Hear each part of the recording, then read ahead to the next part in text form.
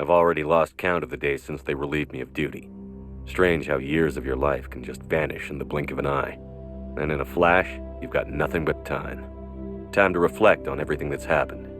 Hard to believe it's been only a few years since this all began. We were testing out the Normandy, Captain Anderson's new ship, when the distress call came in. An Alliance patrol on Eden Prime had been attacked. They'd seen something they couldn't explain. And whatever it was massive. I hit the ground with my lieutenant, Caden Olenko. A good kid, loyal, by the book, with a talent for biotics. We came across the lone survivor of the patrol, Gunnery Chief Ashley Williams. A soldier to the core. Tough, disciplined, ready to take on whatever came her way.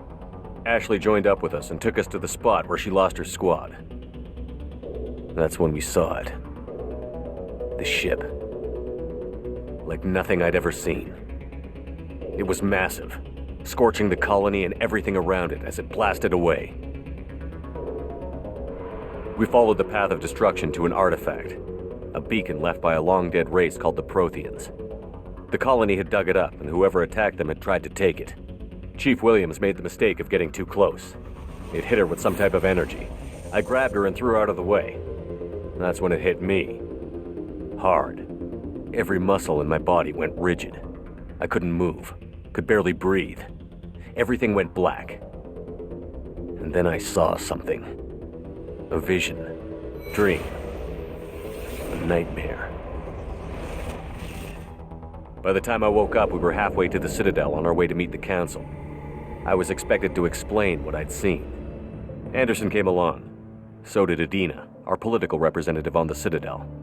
With those two heavyweights, it seemed reasonable we could persuade the Council that the ship we'd seen was a potential threat, as was the individual behind the attacks. The main suspect for the Eden Prime massacre was a Turian Spectre named Saren. He'd been seen by one of the survivors from the colony at Eden Prime, and there was some evidence to suggest that the ship was connected to Saren. But even Adina's pointed accusations weren't enough to convince the Council. They just couldn't believe one of their chosen elite Spectres could be guilty of something like that. They needed proof, which meant I needed proof. Fortunately, I wasn't alone in my search. Garrus, another Turian, wanted to help. A top agent for Citadel Security. Despite orders from his superiors that he shouldn't get involved, he told me he was suspicious of Saren, and he had some useful leads. More importantly, he was willing to share them. That led me to Rex, the biggest, nastiest-looking Krogan bounty hunter I'd ever seen. He turned out to be more than just a brute.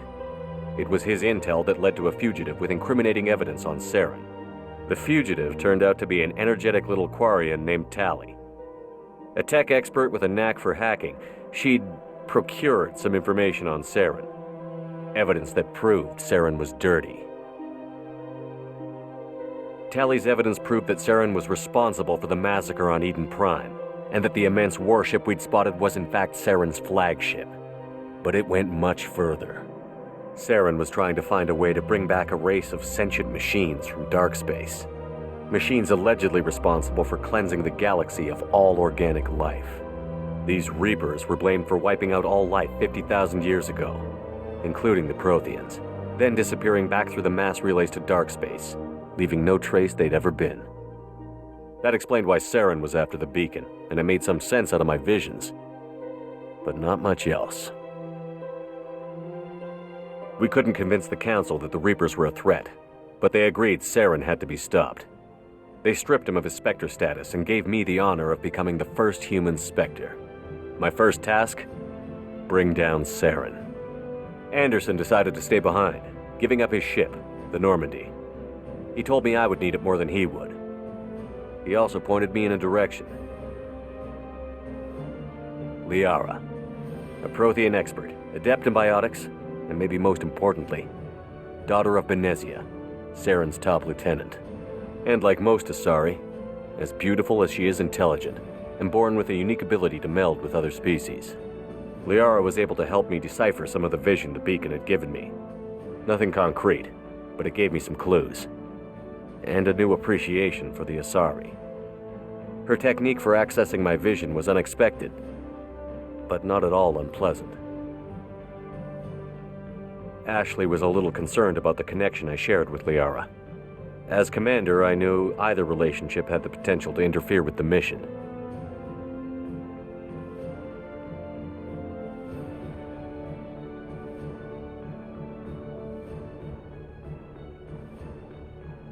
I told Liara about how I felt. Apparently, she'd felt it too. But we agreed we wouldn't let it get in the way of our mission: finding Saren.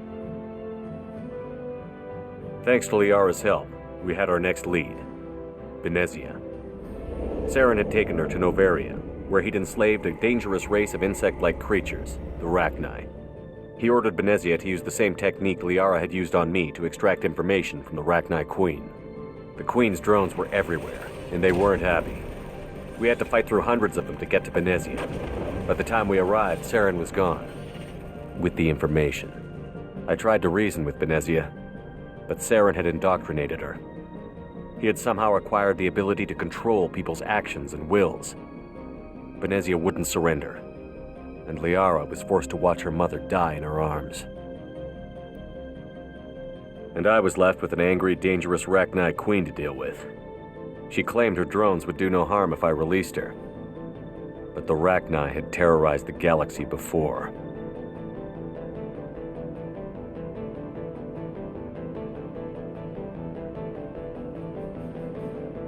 I couldn't take the chance. I had a mission to do, and an army of angry Rachni would be one more problem I didn't have time to deal with. With Saren's top lieutenant dead, he was quickly running out of time and places to hide. I tracked him down at his base on Vermeer, but we soon learned it was more than a base of operations. It was a breeding ground. Saren was breeding an army of Krogan. He'd found a cure for the genophage, a disease inflicted on the Krogan to prevent them from breeding and taking over the galaxy. But the Krogan Saren was breeding were slaves, mindless beasts that obeyed Saren's will. I had to destroy the base and all its research. Rex disagreed, violently. Rex wanted the genophage cure for his people. I tried to convince him to help me destroy it, that these Krogan weren't real. But he wouldn't back down.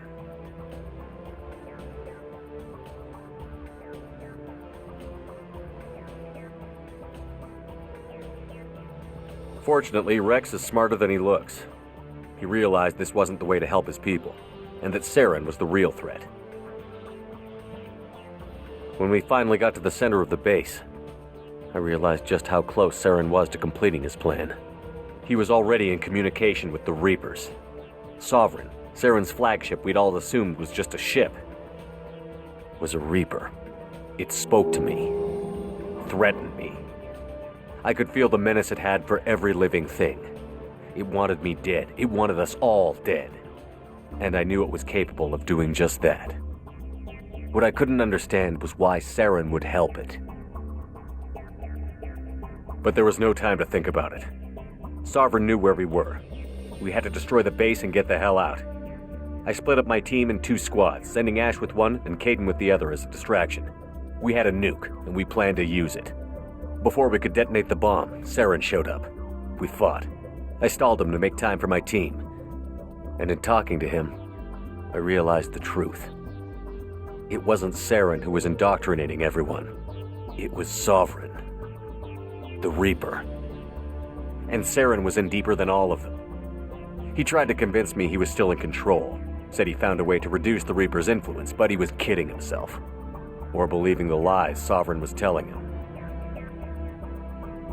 Before I could convince him to stop, he ran, leaving me just seconds to extract my squad mates. I tried, but I wasn't fast enough. I could only save one of them.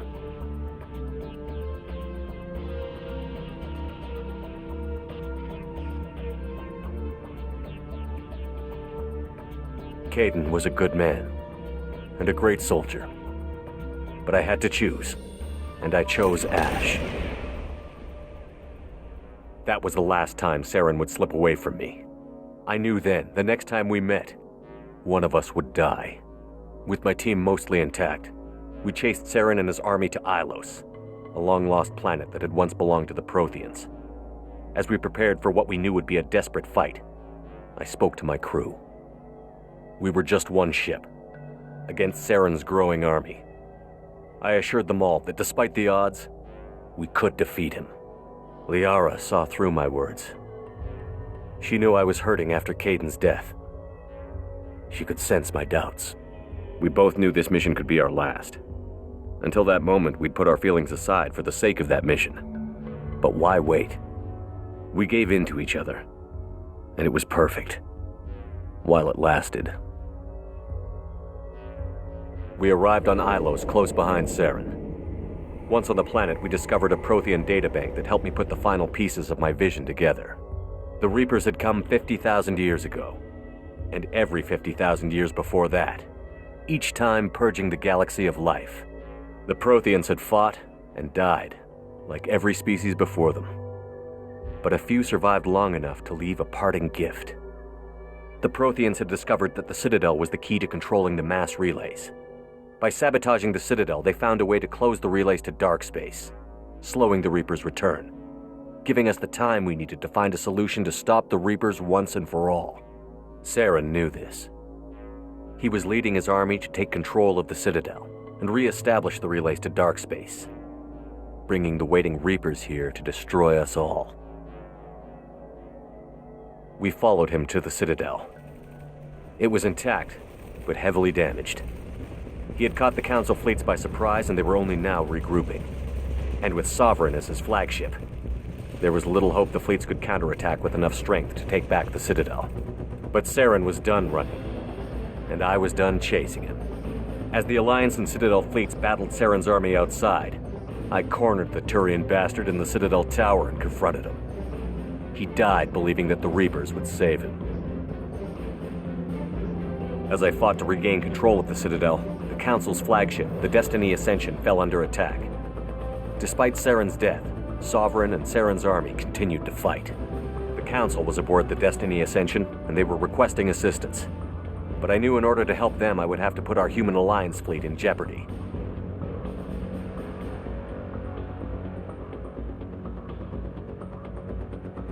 The Council could be replaced. The fleets were needed here and now if we were going to defeat Sovereign. Even with the Citadel back in my control, Saren defeated, and the Normandy leading the combined galactic fleet, the battle against Sovereign, a single Reaper, was relentless. It took the combined fleets of humanity and the other races, but in the end, Sovereign fell. But the costs were immense. While humanity's efforts in the war earned us our first seat on the Council, it was a hollow victory. The Reapers were still out there. I knew the fight was far from over, but as the one who'd led the fight against Saren, I was given new responsibilities. The choice of humanity's first counselor was left for me to decide. On the one hand, Udina, the lifetime politician. Ruthless and ambitious, he would easily navigate the political landmines that would soon be put in front of him. The other choice, Captain Anderson, the career soldier.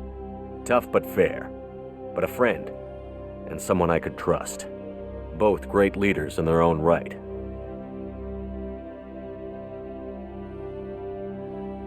I didn't much like Udina, but sometimes you need a pit bull on your side.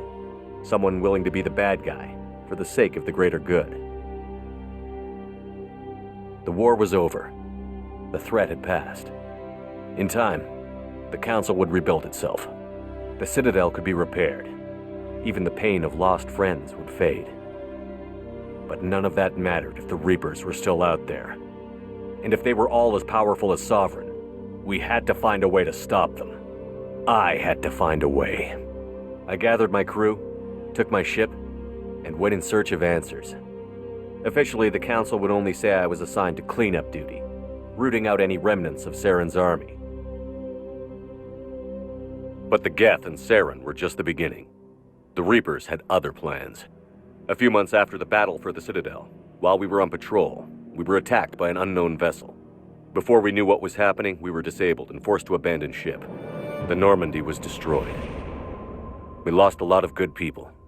I almost didn't make it myself. Technically, I was as close to death as you can get. By the time my body was recovered, there wasn't much left. The pro-human group, Cerberus, acquired what was left of my body and spent the next 2 years rebuilding me. My memories, abilities, everything. The person in charge of my recovery was a Cerberus agent, Miranda Lawson. Brilliant and efficient. But before I could be completely rehabilitated, the Cerberus facility we were in was attacked, and was forced to fight my way out. In my condition, I should have died. But an ex-Alliance soldier named Jacob Taylor kept me alive. We found Miranda, and we escaped.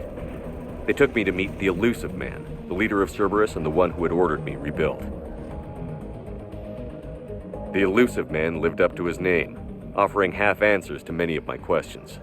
But he did explain why he had brought me back. He believed I was the one person who could stop the Reaper threat. And he explained that the Reapers had a new ally, an insectoid race called the Collectors, the ones who had attacked the Normandy 2 years earlier. Since that time, they'd been systematically abducting entire human colonies and taking them beyond the Omega-4 relay, a place that no ships other than Collector ships ever returned from. The Elusive Man wanted me to find out why humans were being abducted, and to end it. In return, Cerberus would outfit me with a rebuilt Normandy, weapons, and a skeleton crew, as long as I agreed to take along Miranda, Jacob, and an illegal AI named Edie. I told the Elusive Man I wanted my own team, people I knew. He already had a list of individuals that he wanted, people that might be willing to go on a suicide mission, to head beyond the Omega-4 relay and face the unknown. It was an interesting list. Ex-convicts, assassins, experimental scientists. In the end, it was my choice. It would take time and effort to recruit them all, and with more humans disappearing every day, I wasn't sure I should bother.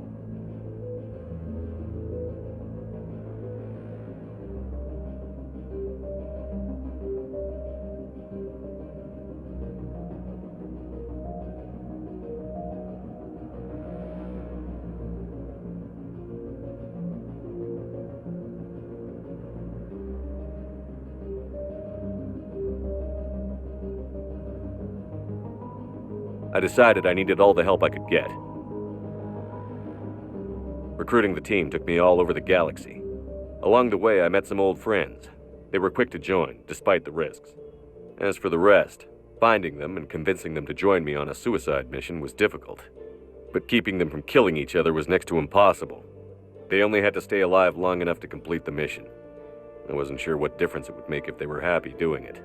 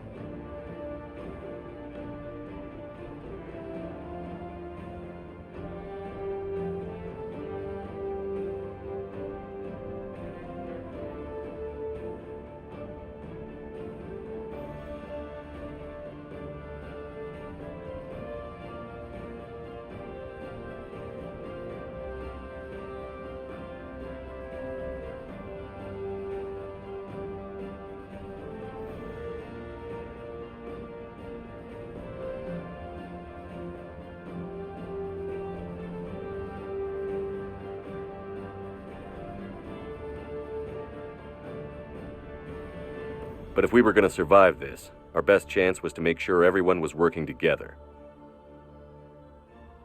I tried to recruit and reconnect with a few of my old squad, but they were suspicious of Cerberus. No doubt why they weren't on the Elusive Man's list to begin with. Worse, they had moved on. For 2 years, they'd believed I was dead and lost. Now I was headed off on another suicide mission. If things were going to get better between us, it would take time. But I was running out of time.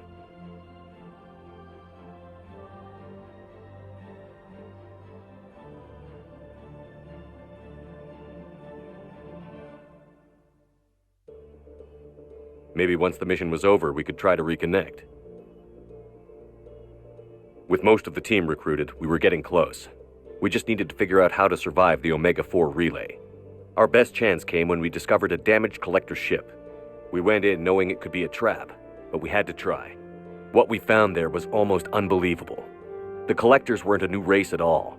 They were the twisted remnants of the Protheans, slaves of the Reapers, and humans were the next target. The Collectors were abducting tens of thousands of humans for the Reapers, and unless we could find a way to stop them, we'd end up just like the Protheans. We had to escape before we could find out the secrets of the Omega-4 relay, but we were more determined than ever to put a stop to the Collectors. All we needed now was a way through the relay. Edie had figured out what we needed, and the elusive man knew where to find it. We stole parts from a derelict Reaper to mask our ship's signature, to make the Normandy appear as a Reaper and allow us safe passage. As soon as we had what we needed, Joker and Edie began testing. But while I was away on a mission with the team, the Collectors attacked the Normandy, determined to destroy it before we could finish the tests. Joker and Edie did their best to fight them off. They saved the ship, but the entire crew was abducted, taken beyond the Omega-4 relay. Jacob wanted to go immediately and rescue the crew. Edie and Miranda wanted more time to prepare before we attacked.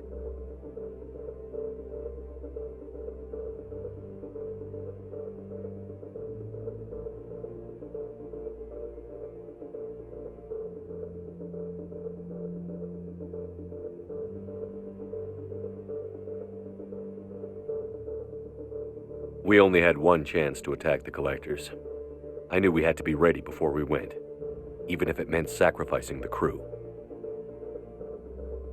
I gathered everyone to go over the plan. We all knew this was likely a one-way ticket. The team was ready, but they were nervous. We knew this could be our last day together. We were scared and looking for reassurance.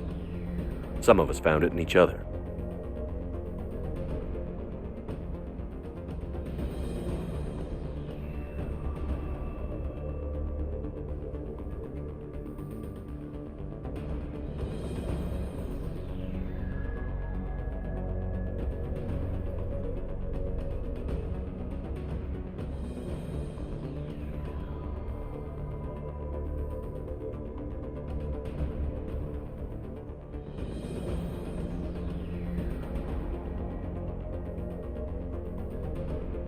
Tally came to my room to talk, share her thoughts. We spent the night together, comforting each other. The day of the attack, everything went as planned. At first, the Normandy made it safely through. As we scanned the wreckage of all the ships that had failed before us, we found what we were looking for. The Collector base. And guarding it, the ship that had destroyed the Normandy 2 years ago, and almost ended my life. But this time, we were the attacker. And the Normandy was equipped to deal with it. We took some damage, but destroyed the Collector ship, and made our way to their base. We knew the fighting inside would be brutal. We arrived intact, but the team wasn't strong enough to withstand the assault. Eventually, we made it to the heart of the base. To this day, I can hardly believe what we saw there. The collected humans had been dissolved, transformed and repurposed to create the frame for a new Reaper. A massive human Reaper abomination. We had no choice but to destroy it. The battle caused severe damage to the base, but we needed to destroy it completely. As I prepped explosives to finish the job, we received a message. The elusive man. He didn't want us to destroy the base at all. He wanted to preserve it. He wanted to study how the humans were transformed into the abomination we'd seen, to use the technology of the Collectors to help defeat the Reapers.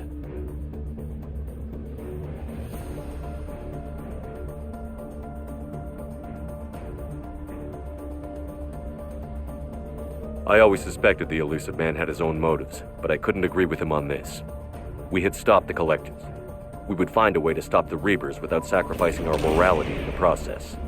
We destroyed the base, completely, and escaped back through the Omega-4 relay. The mission was a success, and in the end, the whole team made it out alive. And though the crew was killed before we could rescue them, they didn't die in vain. We stopped the Collectors, and we stopped the Reapers from creating their abomination. And we bought everyone just a little more time. If only there was more time. The Reapers are still coming. Every day a bit closer.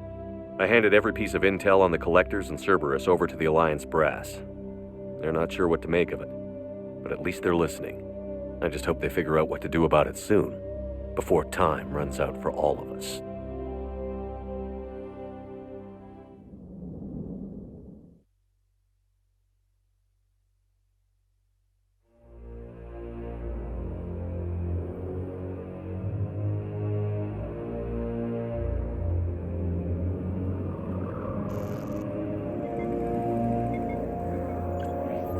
How bad is it? Bad. We just lost contact with two of our deep space outposts. There's something massive on long-range scanners. Is this what Shepard warned us about? I'd stake my life on it. How long do we have? Not long. I sent word. The fleet's immobilizing. God help us all.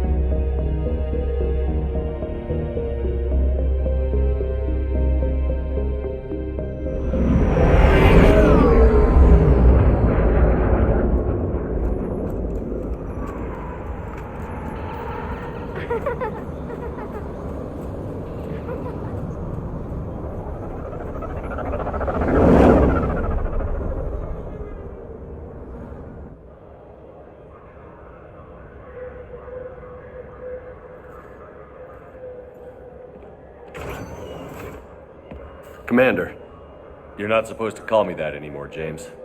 not supposed to salute you either. We gotta go. The Defense Committee wants to see you. Sounds important.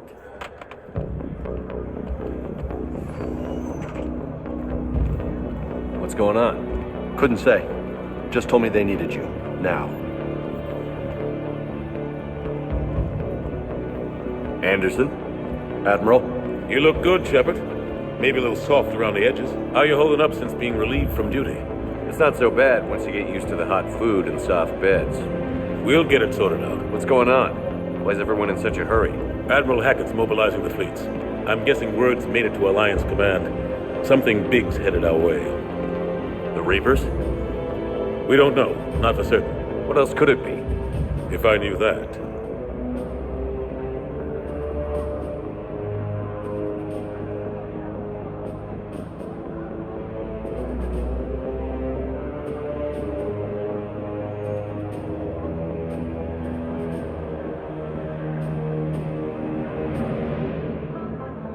It's the Reapers. And we're not ready for them. Not by a long shot. Tell that to the Defense Committee. Unless we're planning to talk the Reapers to death, the committee is a waste of time. They're just scared. None of them have seen what you've seen. You faced down a Reaper. Hell, you spoke to one, then blew the damn thing up. You've seen how they harvest us, what they plan to do to us. You know more about this enemy than anyone. That why they grounded me? Took away my ship? You know that's not true. The shit you've done, any other soldier would have been tried, court-martialed, and discharged. It's your knowledge of the Reapers that kept that from happening. That and your good word? Yeah, I trust you, Shepard. And so does the committee. I'm just a soldier, Anderson. I'm no politician. I don't need you to be either. I just need you to do whatever the hell it takes to help us stop the Reapers.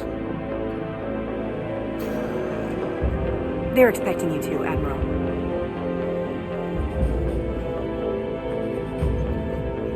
Good luck in there, Shepard.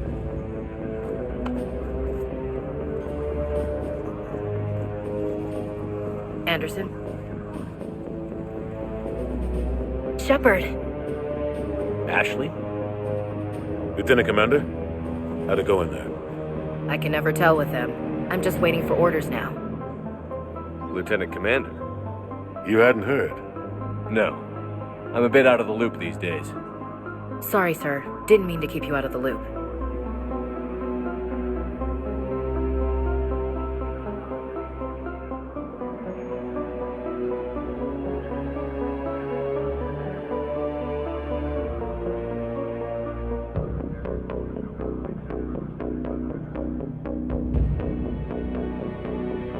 I'm sure you had your reasons. Yeah, I guess I did. Still, good to see you. Admiral. Come on.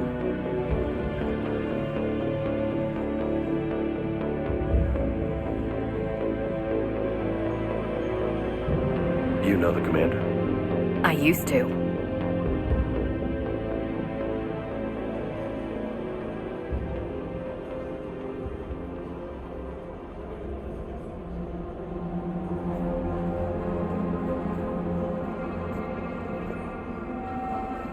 Admiral Anderson. Shepard. What's the situation? We were hoping you would tell us. The reports coming in are unlike anything we've seen. Whole colonies have gone dark. We've lost contact with everything beyond the Soul Relay. Whatever this is, it's incomprehensibly powerful. You brought me here to confirm what you already know. The Reapers are here.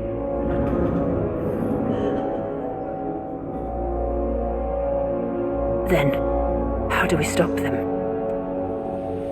Stop them. This isn't about strategy or tactics. This is about survival. The Reapers are more advanced than we are. More powerful, more intelligent. They don't fear us. And they'll never take pity on us. But there must be some way.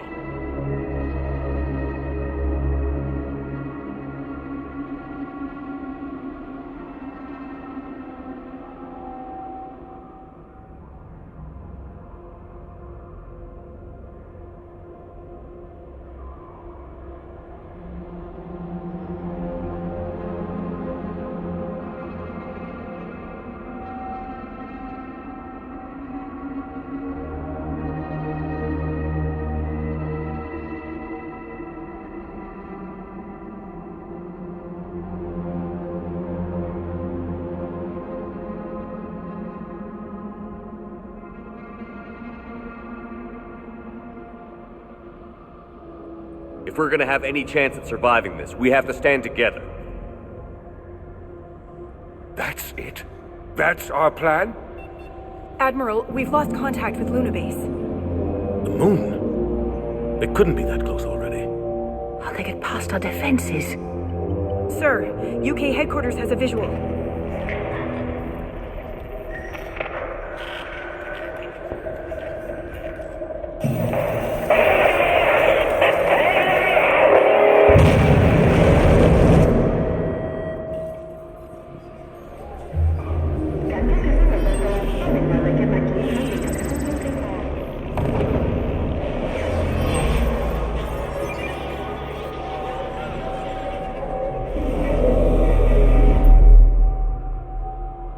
Why haven't we heard from Admiral Hackett?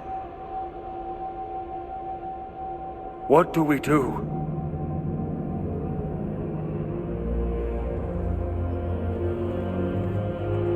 The only thing we can. We fight, or we die. We should get to the Normandy.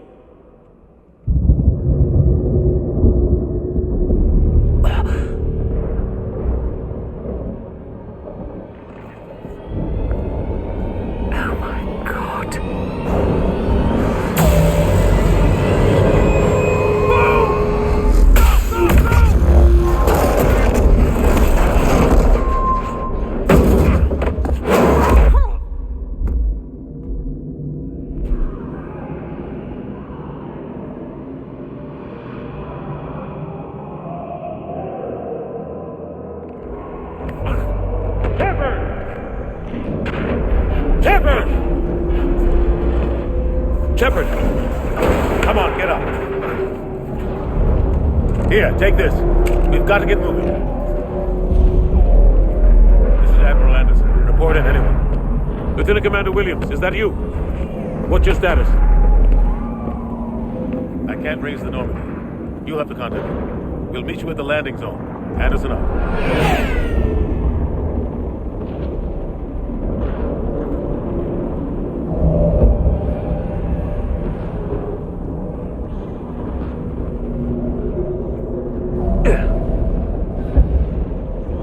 They're massive. Come on, Shepard. Ashley's headed to the Normandy. They'll pick us up if we can get to the spaceport. Let's move.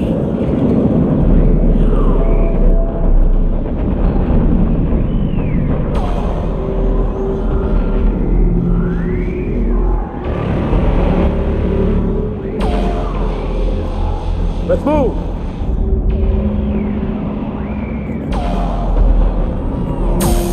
Look out! How do you stop something so powerful?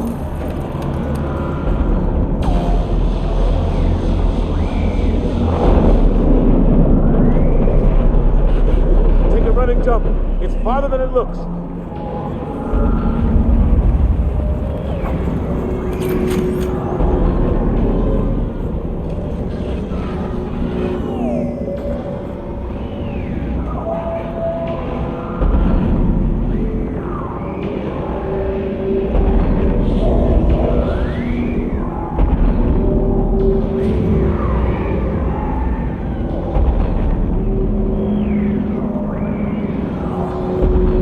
Come on, let's go.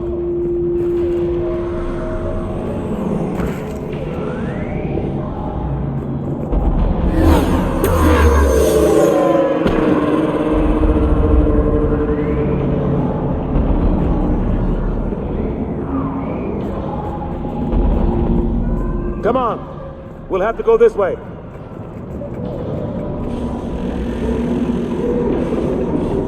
Looks clear. Let's go. Come on, let's keep moving. Lieutenant Commander, you read me? I'm patching in Shepard. We're almost to the Normandy. I've got Lieutenant Vega with me, but we're taking heavy fire. We're about 5 minutes out.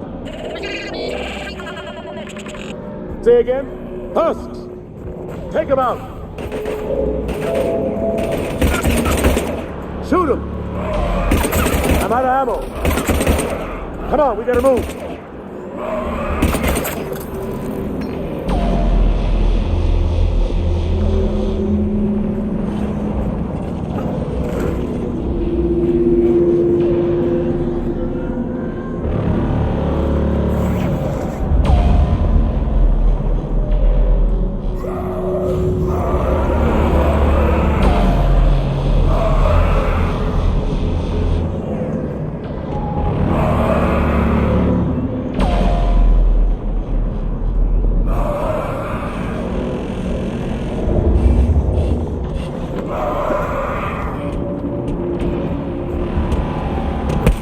Take these things out the old-fashioned way.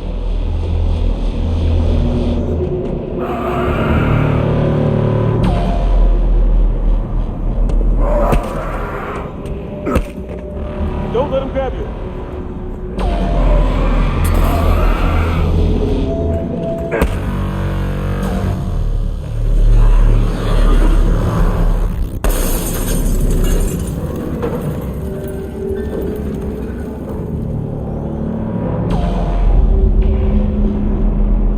Gotta find a way out of here.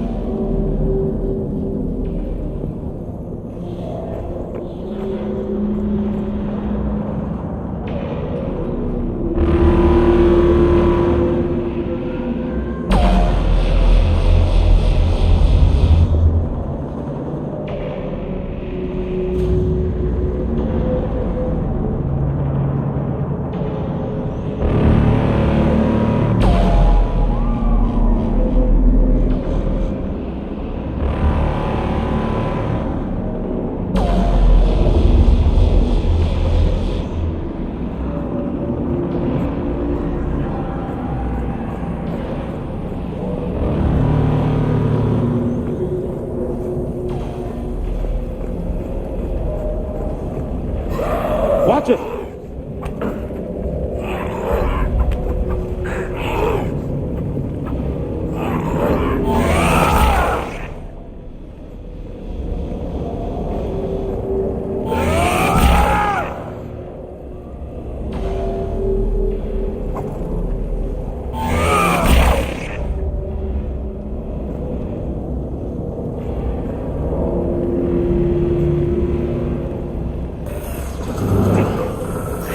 Through this way.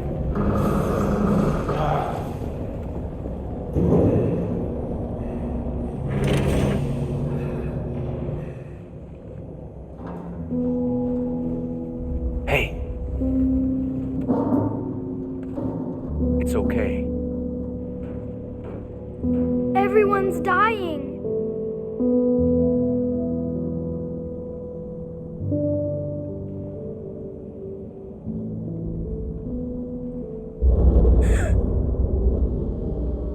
Come here. I need to get you someplace safe. Take my hand. You can't help me. Shepard! In here.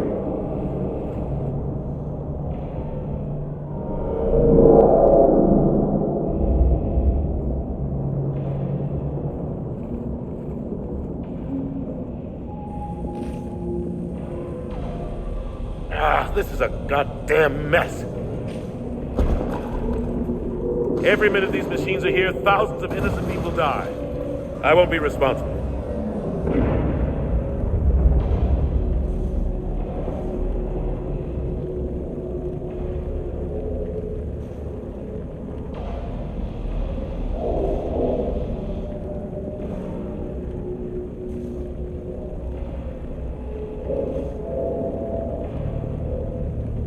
You're not responsible for the ones that die. We fight for the ones left standing when it's all over. Yeah. Maybe you're right. They hit so fast. I thought we'd have more time. We knew they were coming. And they still just cut through our defenses. We need to go to the Citadel. Talk to the Council. The Citadel? The fight's here. It'll be everywhere soon enough. You said it yourself. The Reapers will destroy everything if we don't stop them. The Council has to help us. You sure about that? No, but you were a Council Spectre. That has to count for something. Gotcha! Thanks. I owe you one. More than one. Grab some ammo. Reload, let's keep moving.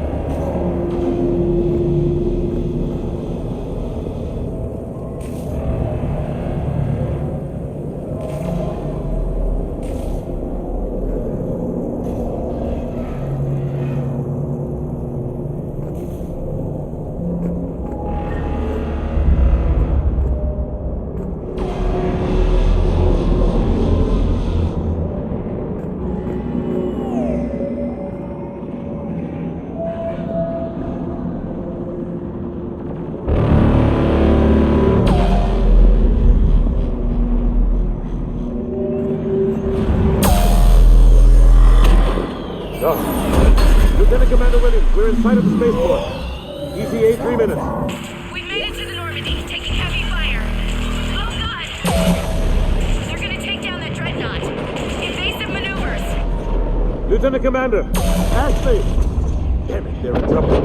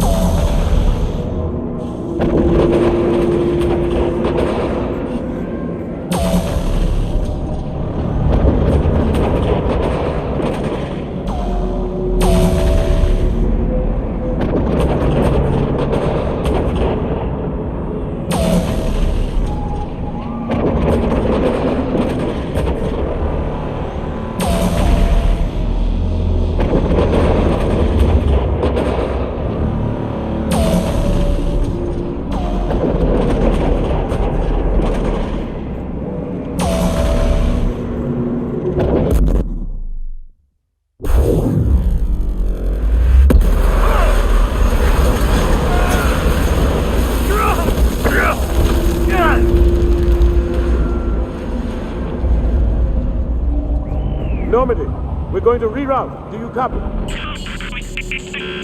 Normandy, come in.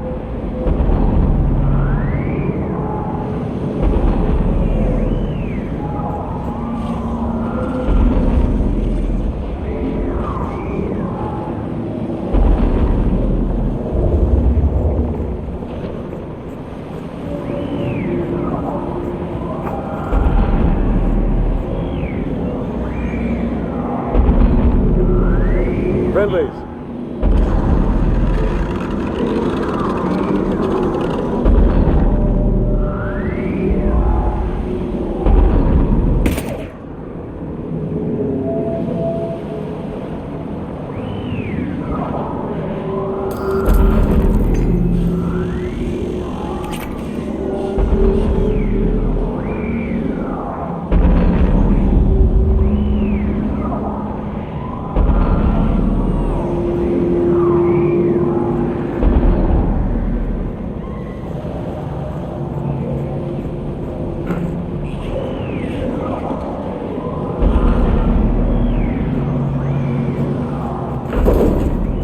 You two all right?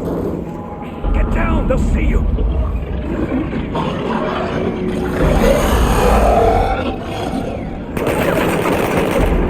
Keep your head down.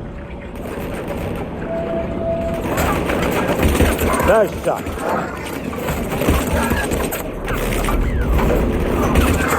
Finish them off.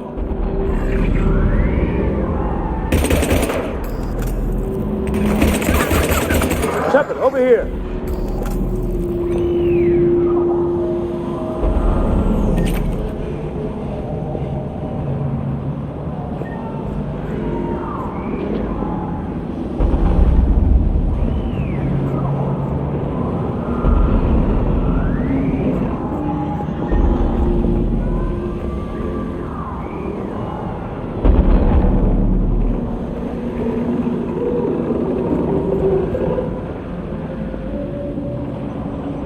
What happened here? Our gunship was shot down. We barely made it. You have a radio? We're trying to contact our ship. No. There's one in the gunship, but it's gonna be crawling with those things. Stay here, son. We'll get you out of here.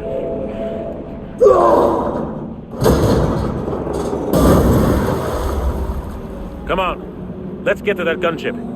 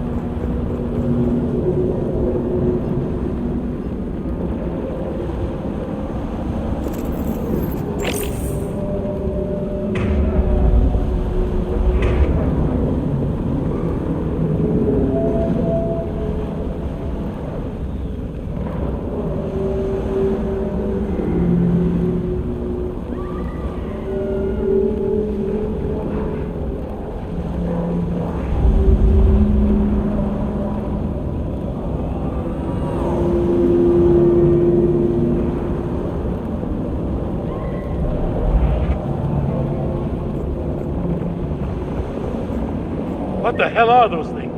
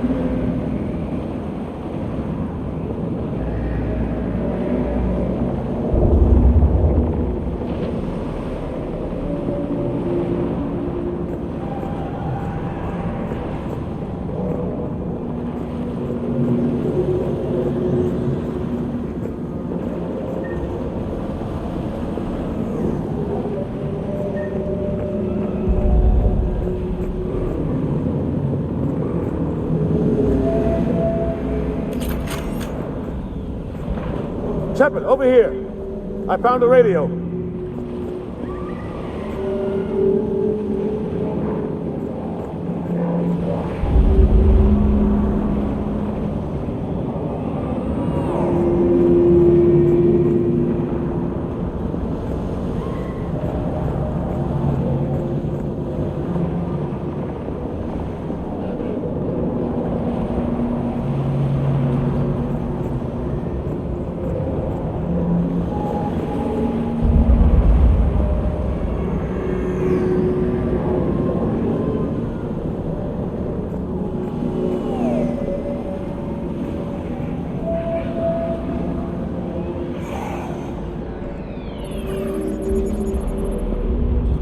Normandy, this is Anderson. Do you read?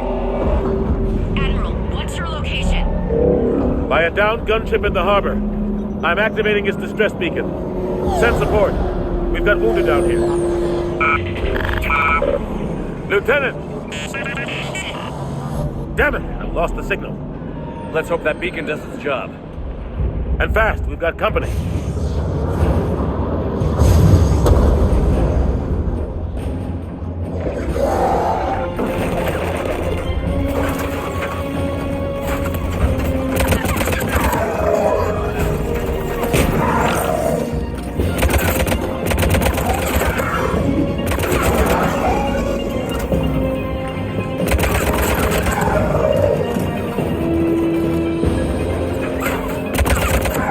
Hope they get there soon.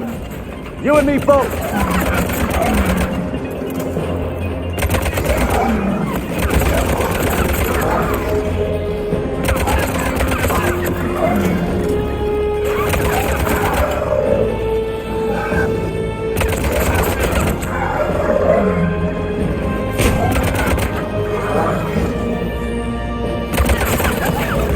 Running out of ammo.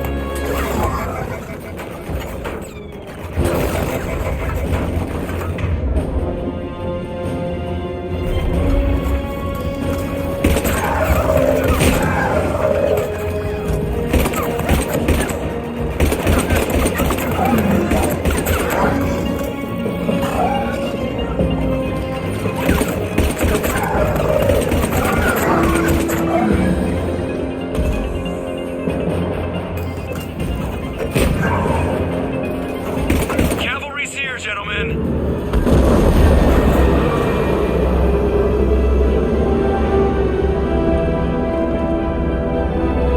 About time. Let's go.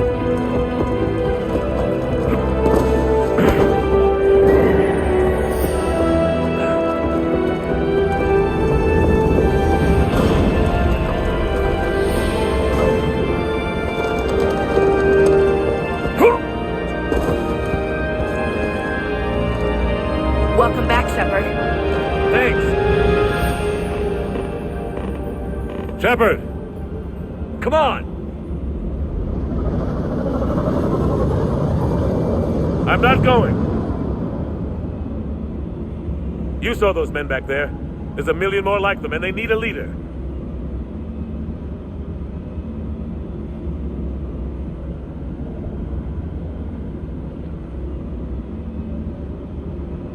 We're in this fight together, Anderson. It's a fight we can't win. Not without help. We need every species and all their ships to even have a chance at defeating the Reapers. Talk to the Council. Convince them to help us. What if they won't listen? Then make them listen. Now go! That's an order. I don't take orders from you anymore, remember? Consider yourself reinstated, Commander. You know what you have to do. I'll be back for you, and I'll bring every fleet I can. Good luck. You too, Shepard.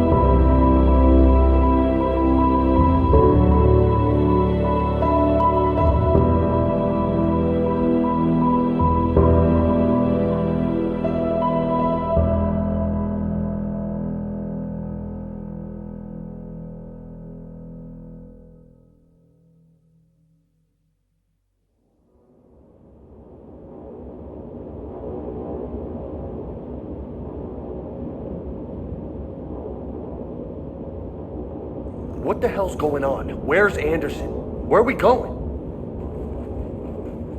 Hey! We're leaving. Leaving? What's going on? Anderson wants us to go to the Citadel. Get help for the fight. Bullshit, he wouldn't order us to leave.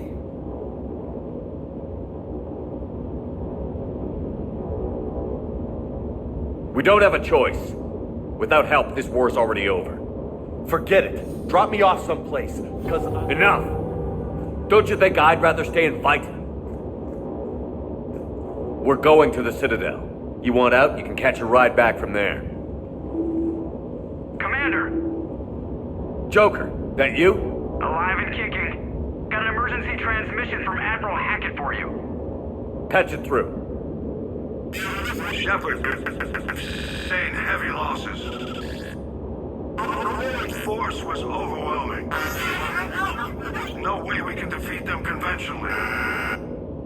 Anderson's already ordered me to the Citadel to talk to the Council. First, I need you to Alliance outpost on Mars. Before we lose control of the system. Yes, sir. We've been researching the Prothean archives with Dr. Tassoni. We found a way to stop the Reapers. Only way to stop them. Contact soon. Hack it out. Joker, set a course for the Mars archives. Mars? Roger that. this is loco. Why Mars? What does he think we'll find there? I don't know yet. But if it helps us win this war... Grab your gear.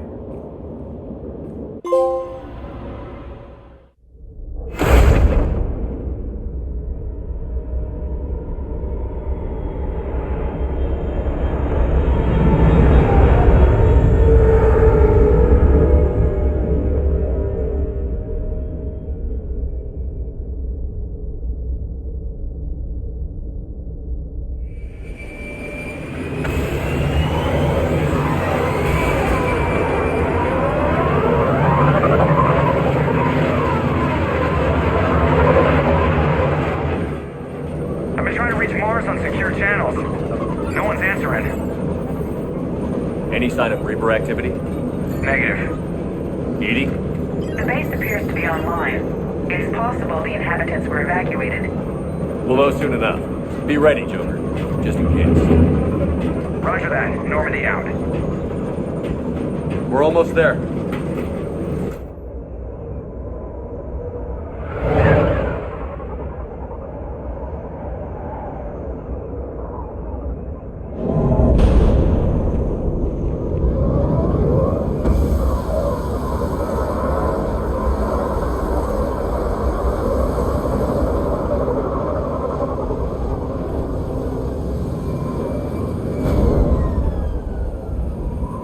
Still no contact from the base, but we've got a massive storm headed our way. How long till it hits? Half hour tops. After that, we're gonna have difficulty keeping up comms with the Normandy. Understood.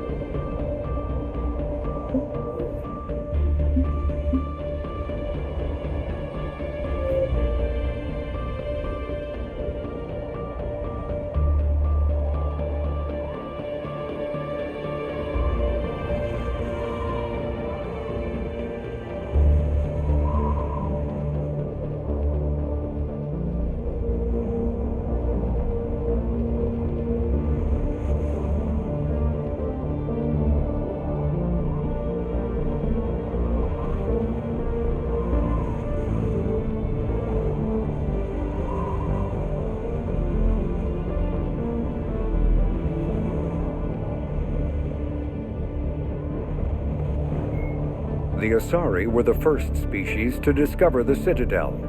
When the Solarians arrived, it was the Asari who proposed the establishment of the Citadel Council to maintain peace throughout the galaxy. Since then, the Asari have served as the mediators and centrists of the Council. An all-female race, the Asari reproduce through a form of parthenogenesis. Each Asari can attune her nervous system to that of another individual of any gender and of any species to reproduce. This capability has led to unseemly and inaccurate rumors about Asari promiscuity. Asari can live for over 1,000 years, passing through 3 stages of life. In the maiden stage, they wander restlessly, seeking new knowledge and experience. When the matron stage begins, they meld with interesting partners to produce their offspring. This ends when they reach the matriarch stage, where they assume the roles of leaders and counselors. The second species to join the Citadel, the Solarians, are warm-blooded amphibians with a hyperactive metabolism.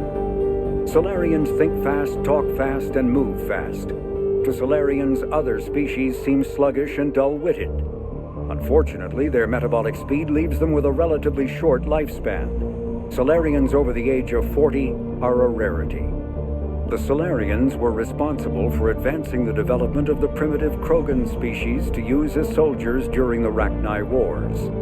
They were also behind the creation of the genophage bioweapon the Turians used to quell the Krogan rebellions several centuries later. Solarians are known for their observational capability and non-linear thinking. This manifests as an aptitude for research and espionage. They are constantly experimenting and inventing, and it is generally accepted that they always know more than they're letting on. Roughly 1,200 years ago, the Turians were invited to join the Citadel Council to fulfill the role of galactic peacekeepers. The Turians have the largest fleet in Citadel space, and they make up the single largest portion of the Council's military forces. As their territory and influence has spread, the Turians have come to rely on the Solarians for military intelligence and the Asari for diplomacy. Despite a somewhat colonial attitude towards the rest of the galaxy, the ruling hierarchy understands they would lose more than they would gain if the other 2 races were ever removed. Turians come from an autocratic society that values discipline and possesses a strong sense of personal and collective honor. There is lingering animosity between Turians and humans over the First Contact War of 2157, which is known as the Relay 314 incident to the Turians. Officially, however, the 2 species are allies, and they enjoy civil, if cool, diplomatic relations.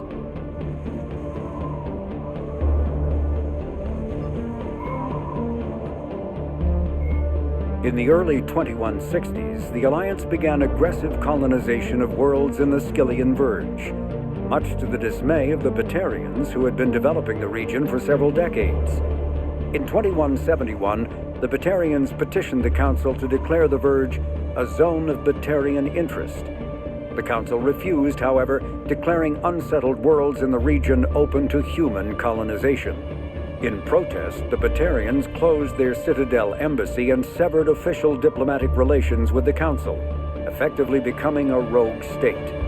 They instigated a proxy war in the Verge by funneling money and weapons to criminal organizations, urging them to strike at human colonies. Hostilities peaked with the Skyllian Blitz of 2176, an attack on the human capital of Elysium by Batarian-funded pirates and slavers. In 2178, the Alliance retaliated with a crushing assault on the moon of Torfin, long used as a staging base by Batarian-backed criminals. In the aftermath, the Batarians retreated into their own systems and are now rarely seen in Citadel space.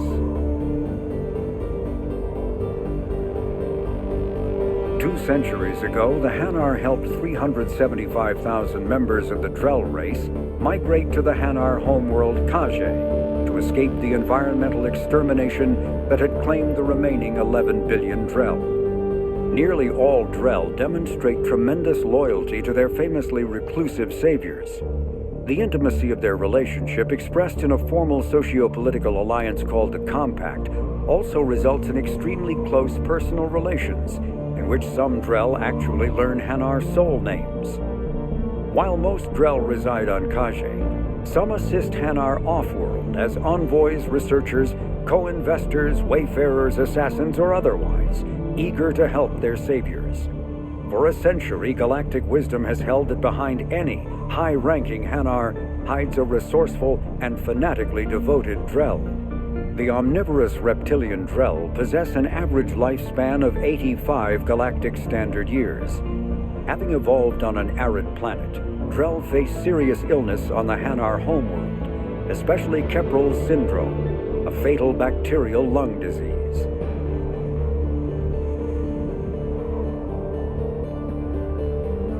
The Elcor are a citadel species native to the high-gravity world Dakuna. They are massive creatures standing on 4 muscular legs for increased stability. Elcor move slowly, an evolved response to an environment where a fall can be lethal. This has colored their psychology, making them deliberate and conservative. Elcor speech is ponderous and monotone. Among themselves, scent, slight movements, and sub-vocalized infrasound convey shades of meaning that make a human smile seem as subtle as a fireworks display.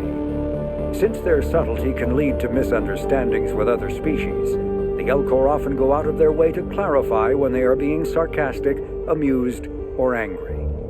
Dakuna's high gravity impedes mountain formation. Most of the world consists of flat, open plains, which prehistoric Elcor wandered across in small family bands. Modern Elcor still prefer open sky and can become restless and uncomfortable on long starship journeys. The Geth are a humanoid race of networked AIs. They were created by the Quarians 300 years ago as tools of labor and war. When the Geth showed signs of self-evolution, the Quarians attempted to exterminate them. The Geth won the resulting war. This example has led to legal, systematic repression of artificial intelligences in galactic society. The Geth possess a unique distributed intelligence. An individual has rudimentary animal instincts, but as their numbers and proximity increase, the apparent intelligence of each individual improves. In groups, they can reason, analyze situations, and use tactics as well as any organic race. Geth space is located at the trailing end of the Perseus Arm, beyond the lawless Terminus systems. The Perseus Veil, an obscuring dark nebula of opaque gas and dust, lies between their space and the Terminus systems. The Hanar are a citadel species known for excessive politeness. They speak with scrupulous precision and take offense at improper language. Hanar that expect to deal with other species take special courses to help them unlearn their tendency to take offense at improper speech. All Hanar have 2 names. The face name is known to the world. The soul name is kept for use among close friends and relations. Hanar never refer to themselves in the first person in conversation with someone they know on a face name basis. To do so is considered egotistical, so instead they refer to themselves as this one, or the impersonal it. Their homeworld, Kashyyyk, has 90% ocean cover and orbits an energetic white star, resulting in a permanent blanket of clouds. Due to the presence of Prothean ruins on the world, many Hanar worship them, and Hanar myths often speak of an elder race that civilized them by teaching them language. When the Asari discovered the Citadel, they also discovered the Keepers, a docile, multi-limbed insect race that seemingly exists only to maintain and repair the great Prothean station. Early attempts to communicate with or study the Keepers were failures, and it is now illegal to interfere with or impede Keeper activity. Because they are completely non-threatening, Keepers have become virtually invisible to everyone else. Similarly, they seem indifferent to other species, except for their tendency to help new arrivals integrate themselves into the Citadel. No matter how many Keepers die due to old age, violence, or accident, they maintain a constant number. No one has discovered the source of new Keepers, but some hypothesize they are genetic constructs, biological androids created somewhere deep in the inaccessible core of the Citadel itself. The Krogan evolved in a hostile and vicious environment. Until the invention of gunpowder weapons, eaten by predators was still the #1 cause of Krogan fatalities. Afterwards, it was death by gunshot.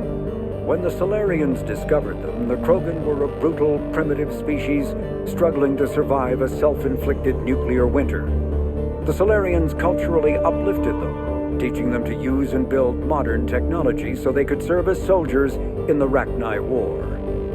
Liberated from the harsh conditions of their homeworld, the quick-breeding Krogan experienced an unprecedented population explosion. They began to colonize nearby worlds, even though these worlds were already inhabited. The Krogan rebellions lasted nearly a century, only ending when the Turians unleashed the genophage, a Solarian-developed bioweapon that crushed all Krogan resistance.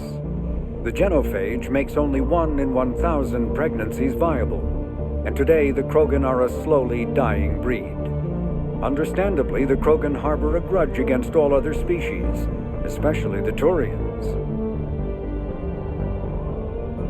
Driven from their home system by the Geth nearly 3 centuries ago, most Quarians now live aboard the Migrant Fleet, a flotilla of 50,000 vessels ranging in size from passenger shuttles to mobile space stations. Home to 17 million Quarians, the flotilla understandably has scarce resources. Because of this, each Quarian must go on a rite of passage known as the pilgrimage when they come of age. They leave the fleet and only return once they have found something of value they can bring back to their people. Other species tend to look down on the Quarians for creating the Geth and for the negative impact their fleet has when it enters a system. This has led to many myths and rumors about the Quarians, including the belief that underneath their clothes and breathing masks, they are actually cybernetic creatures, a combination of organic and synthetic parts. The Volus are a member species of the Citadel with their own embassy, but they are also a client race of the Turians. Centuries ago, they were voluntarily absorbed into the hierarchy, effectively trading their mercantile prowess for Turian military protection. Irun, their home world, lies far beyond the normal life zone of its star. However, the world has a high-pressure greenhouse atmosphere that traps enough heat to support an ammonia-based biochemistry. As a result, the Volus must wear pressure suits and breathers when dealing with other species, as conventional nitrogen-oxygen air mixtures are poisonous to them, and in the low-pressure atmospheres tolerable to most species, their flesh will actually split open. Volus culture is tribal, bartering lands and even people to gain status. This culture of exchange inclines them to economic pursuits. It was the Volus who authorized the Unified Banking Act, and they continue to monitor and balance the Citadel economy.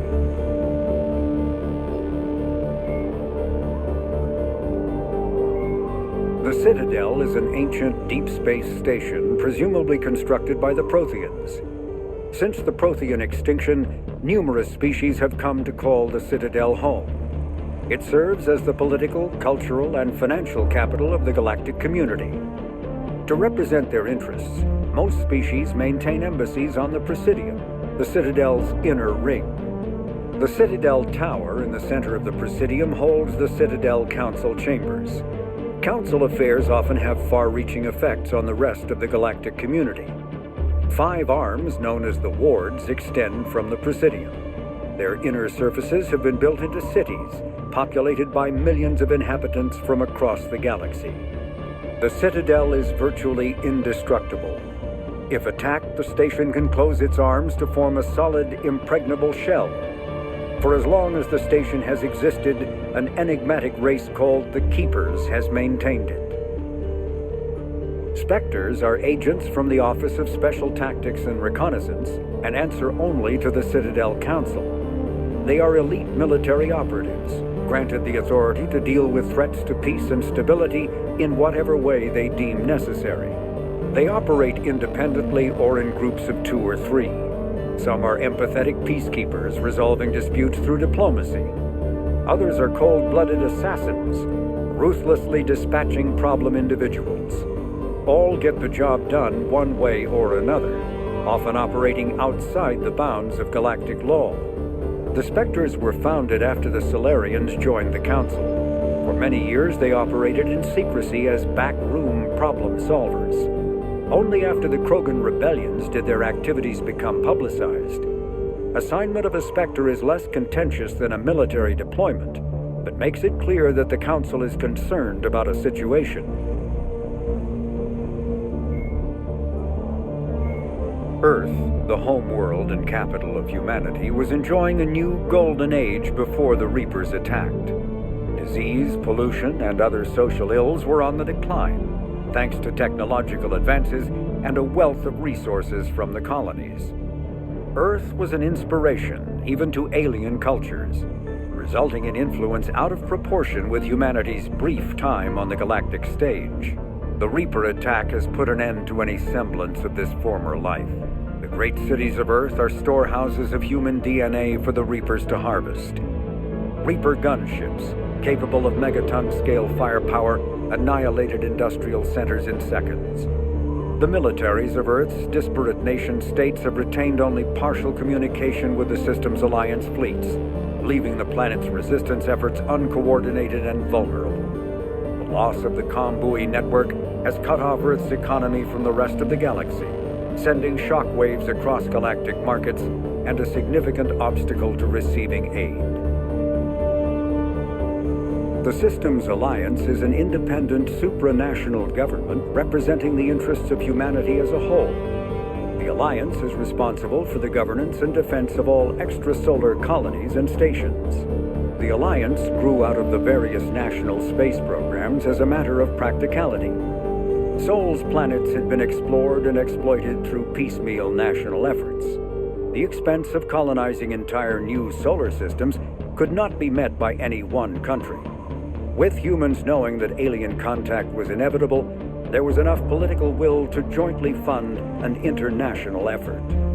Still, the Alliance was often disregarded by those on Earth until the First Contact War.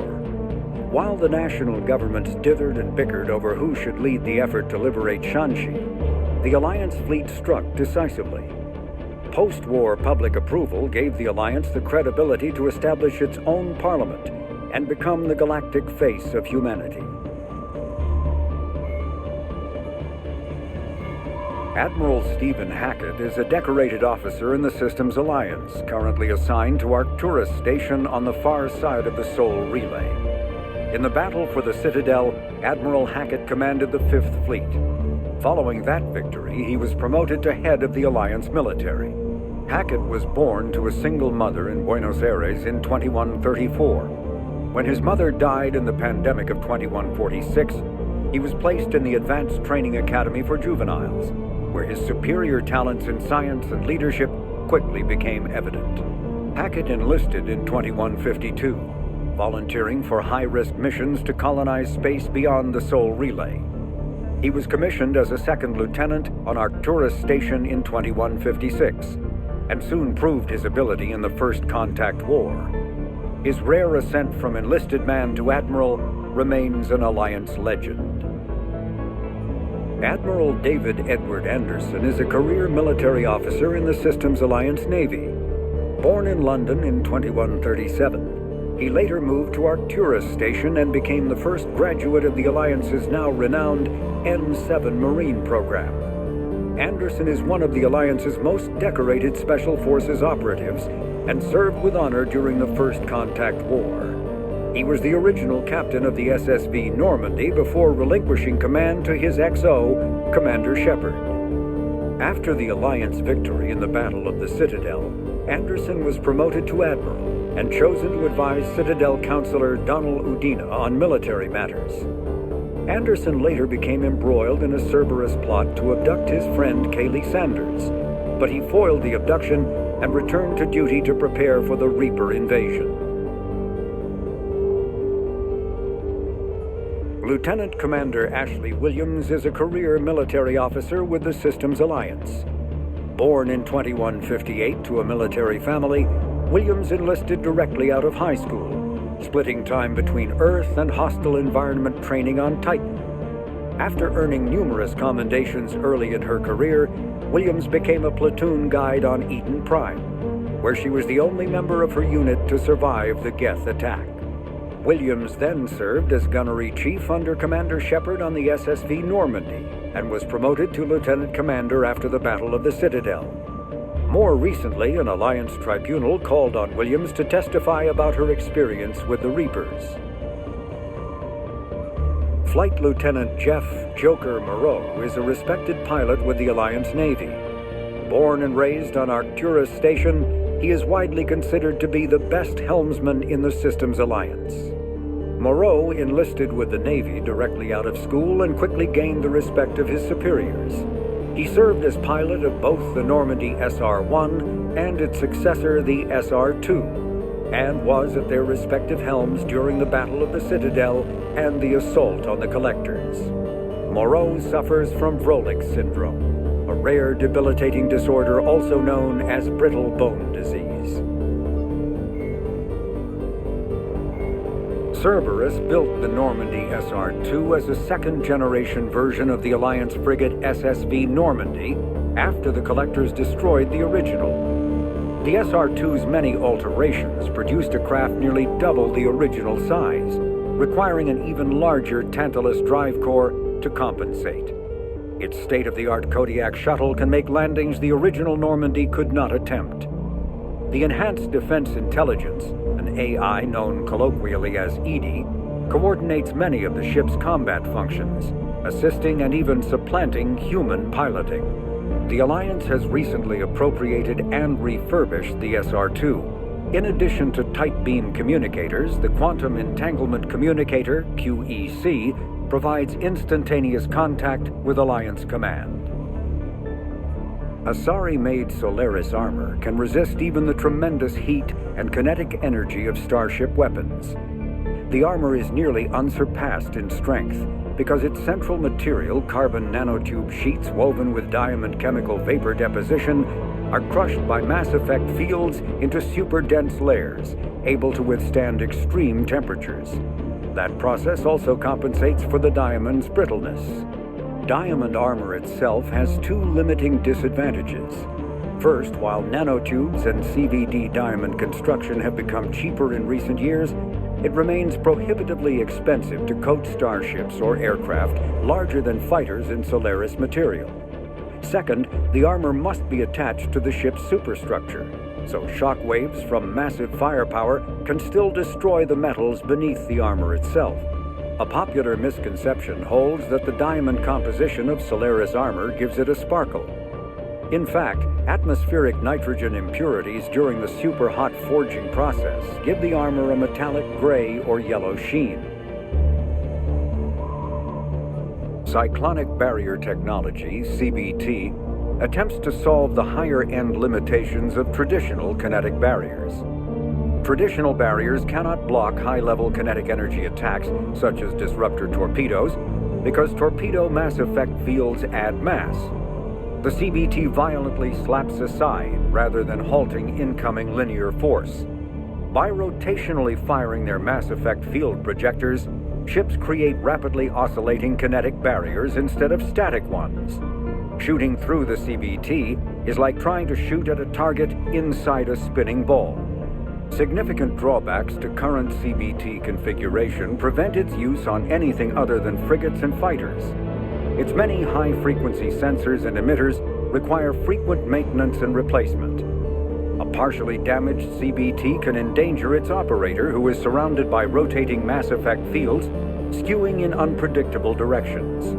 Fortunately, if an emitter is damaged, the CBT corrects to become a traditional shield array, a safety feature that makes it most effective during opening volleys. After the Battle of the Citadel, human and Turian volunteers spent 3 months clearing the station's orbit of debris. During the cleanup, the Turians secretly salvaged Sovereign's powerful main gun, along with much of the weapon's element Zero core. 11 months later, the Turians introduced the Thanix, a scaled-down version of the weapon. The Thanix's core is a liquid alloy of iron, uranium, and tungsten, suspended in an electromagnetic field powered by element Zero. The molten metal, accelerated to a significant fraction of the speed of light, solidifies into a projectile as it is fired, hitting targets with enough force to pierce any known shield or armor. The gun can fire reliably every 5 seconds. The weapon's relatively small size allows it to be mounted on most fighters or frigates. It is now widely used by the Alliance military and is the primary weapon on the refurbished Normandy SR-2. Biotics is the ability of rare individuals to manipulate dark energy and create mass effect fields through the use of electrical impulses from the brain. Intense training and surgically implanted amplifiers are necessary for a biotic to produce mass effect fields powerful enough for practical use. The relative strength of biotic abilities varies greatly among species and with each individual. There are 3 branches of biotics. Element 0. Biotics is the ability of rare individuals to manipulate dark energy and create mass effect fields through the use of electrical impulses from the brain. Intense training and surgically implanted amplifiers are necessary for a biotic to produce mass effect fields powerful enough for practical use. The relative strength of biotic abilities varies greatly among species and with each individual. There are 3 branches of biotics. Telekinesis uses mass-lowering fields to levitate or impel objects.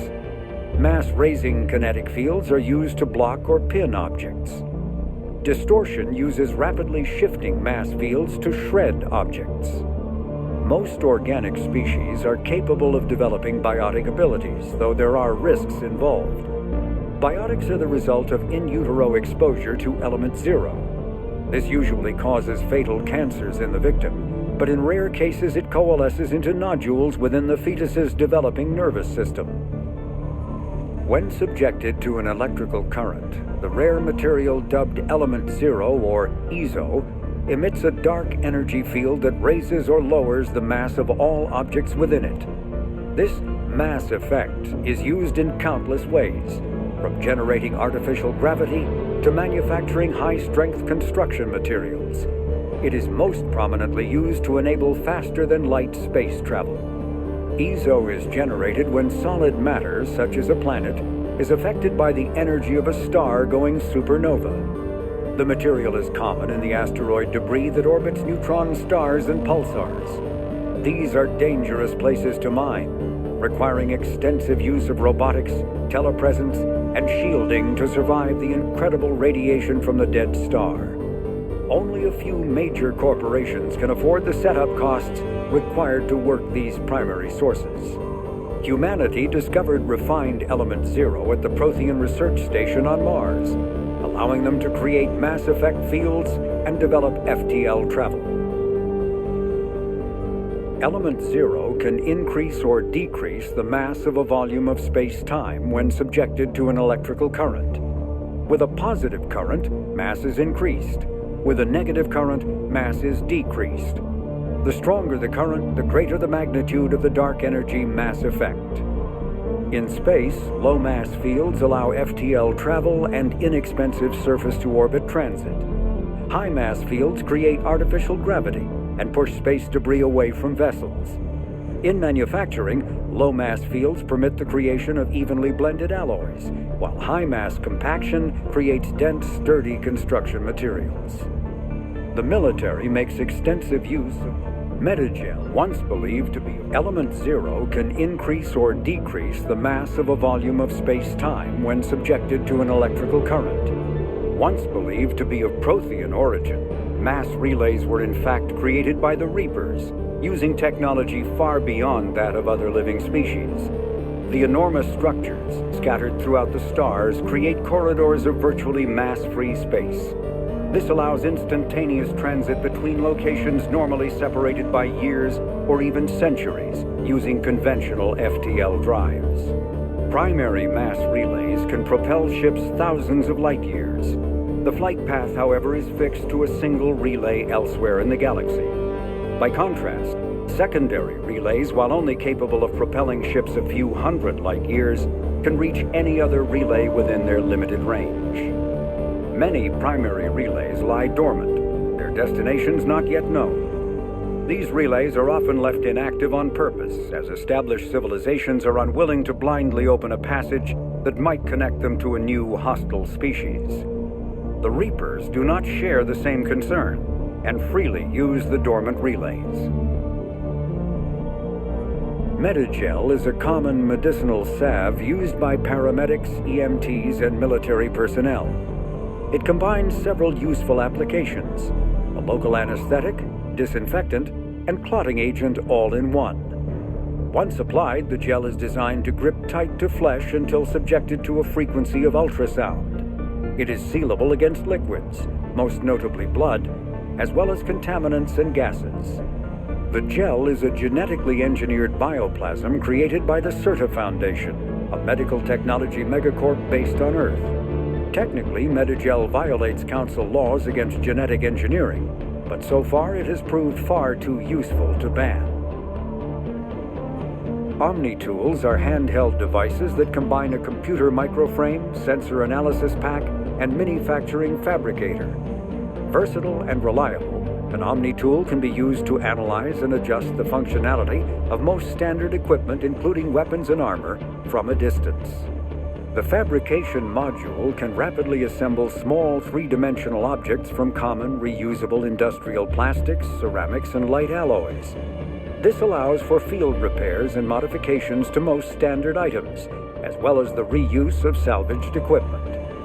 Omni-tools are standard issue for soldiers and first-in colonists. The Reaper called Harbinger is believed to be the oldest and largest in the Reaper Armada. From the reaches of dark space, Harbinger managed to control the Collectors, a race of human-sized insectoid bipeds, as it sent them on a campaign to kill and gather humans from vulnerable colonies. The Collectors became a terrifying force in the galaxy, responsible for the murder of hundreds of thousands. Surviving colonists have described the tone of Harbinger's threats heard through the Collectors as they attacked as visceral and terrifying. Alliance intelligence has tentatively identified Harbinger as one of the Reapers leading the attack on Earth. A myth common to several cultures in the galaxy, Reapers were once imagined as space monsters that consumed entire stars. Archaeologists who searched for the sources of such myths found little besides the themes of all-consuming devils that are common to primitive cultures.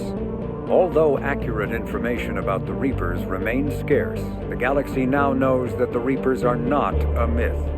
They are a real and devastating threat. Sovereign was the first Reaper encountered by the modern Citadel races.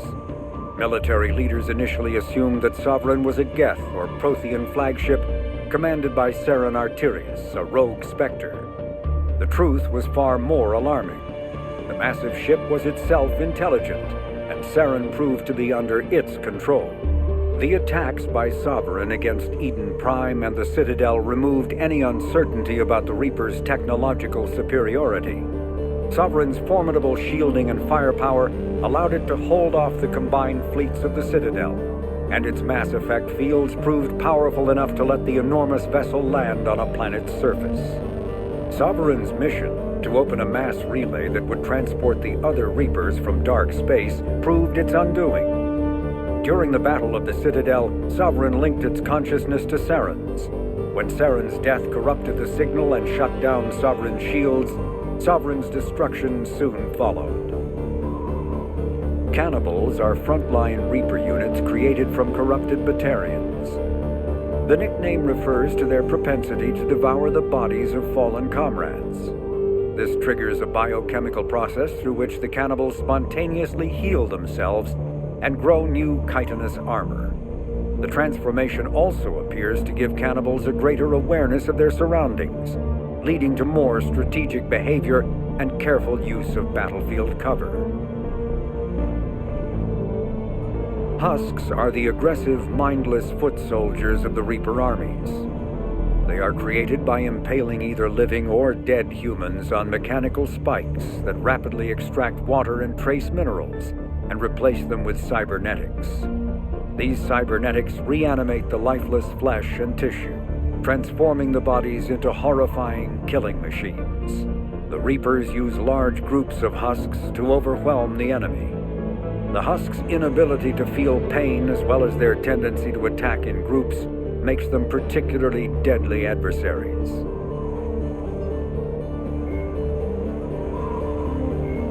Although melee combat applications for the Omni tool are almost as old as the device itself, the feature was largely unused prior to the Reaper invasion. The need to take on multiple Husks in close quarters forced the Alliance to develop ways to enhance the tool's offensive capability. The most common melee design is the Omni Blade, a disposable silicon carbide weapon flash-forged by the tool's mini-fabricator. The transparent, nearly diamond-hard blade is created and suspended in a mass effect field safely away from the user's skin.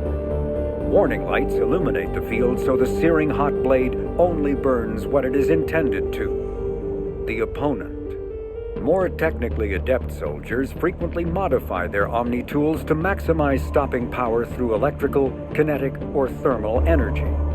Some troops integrate the weapon with their kinetic barriers, transforming the Omni tool into a wrist-mounted bludgeon.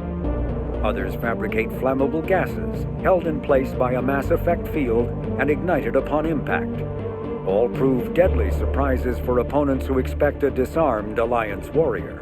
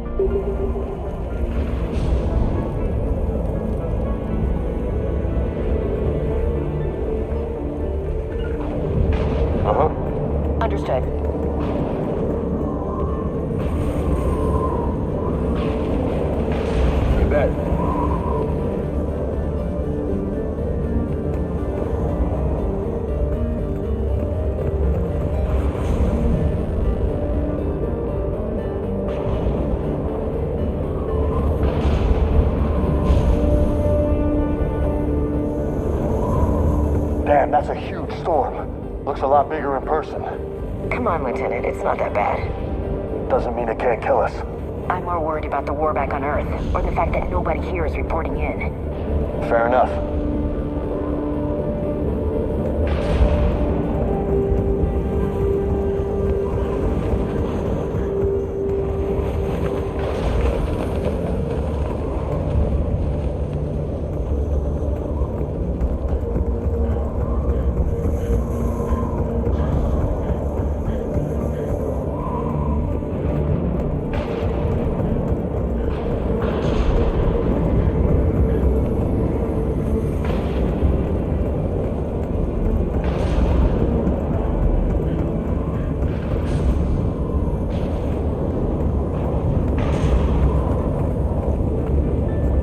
What's that? Alliance. Sergeant Reeves. Doesn't look like he put up a fight.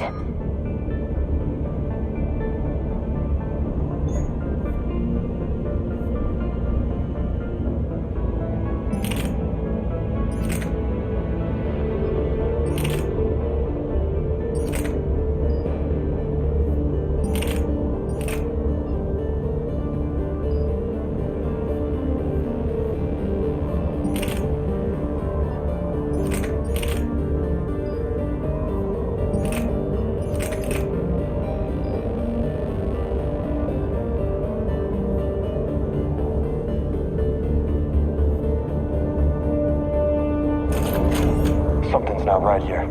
Keep a low profile till we know what's going on. Roger that.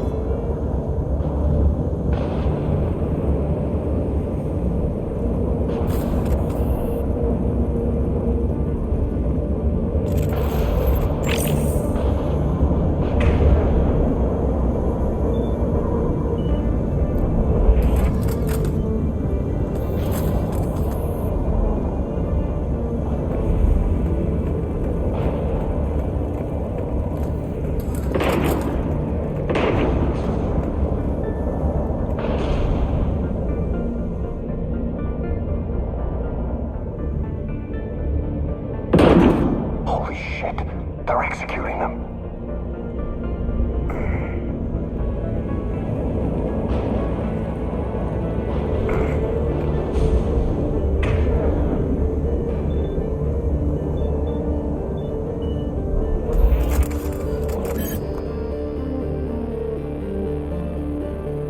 I know we're here now.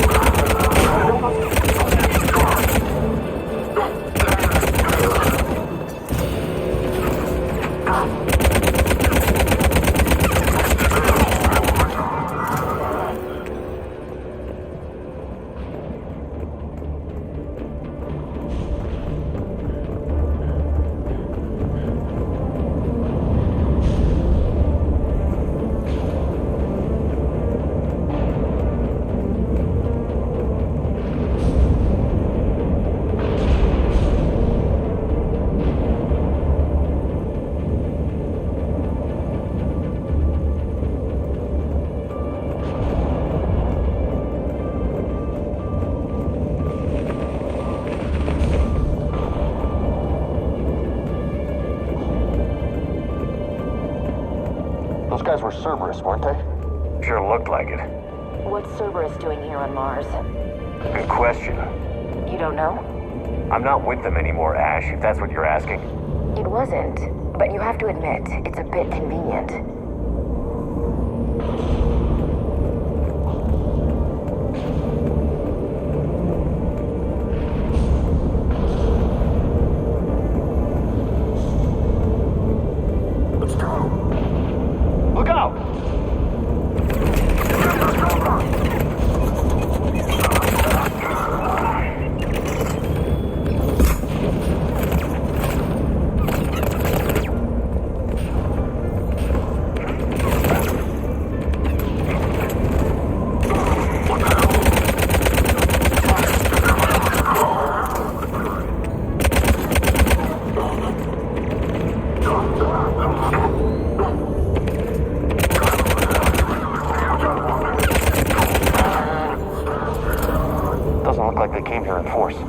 Yeah, just a few vehicles.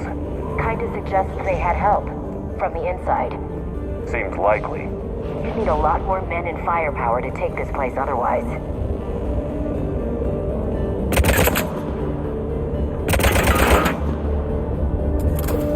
Commander, I thought you told Cerberus to screw off after you wiped out that collector base they were after.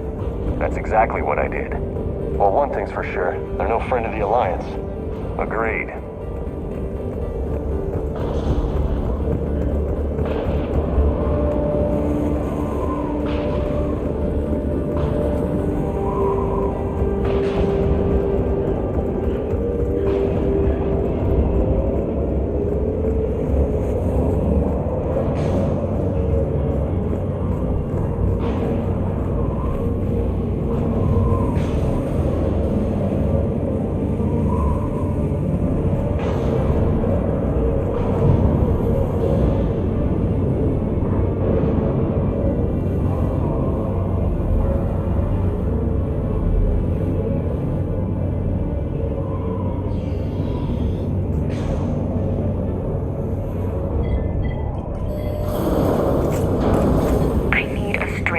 Shepard.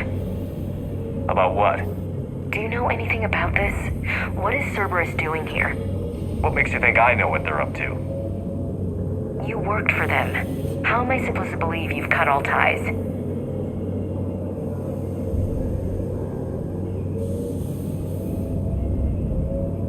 We joined forces to take down the collectors. That's it. They rebuilt you from scratch. They gave you a ship, resources. Let me be clear. I've had no contact with Cerberus since I destroyed the collector base. And I have no idea why they're here now or what they want. Commander Shepard's been under constant surveillance since coming back to Earth. No way they've communicated since. Sorry, Shepard.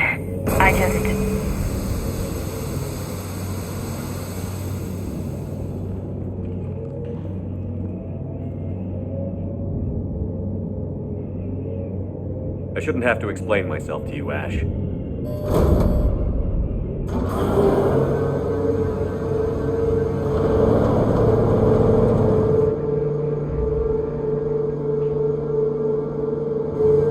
Please, trust me. I do. It's just that.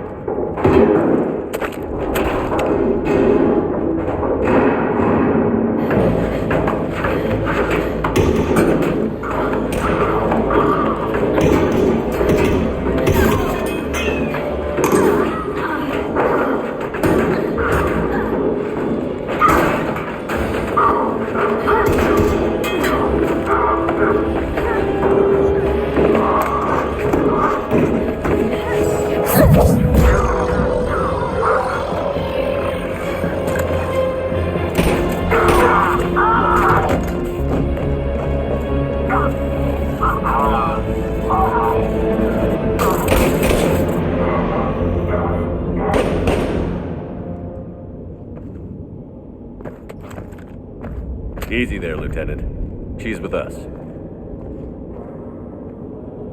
Shepard, thank the goddess you're alive. You too, Liara. I was so worried when the reports came in. I'm sorry about Earth. Yeah, it was difficult to leave. Ashley, I'm sorry. But why'd you come here? Hackett ordered us to come. Said you'd know what was going on. I do. Hallelujah. Some answers, finally.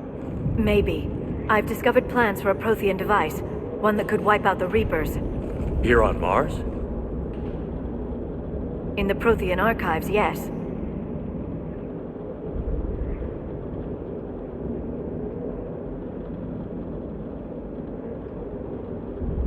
We've known about the archives for decades. Why now? Process of elimination, mixed with a little desperation. When I got the data on the Alpha Relay incident, I knew I had to do something. Hackett knew it too. I contacted him as an information broker, and we pooled our resources looking for a way to stop the Reapers. My search led me here. Hackett got me access to the archives and kept me updated on your status. I meant to come see you, but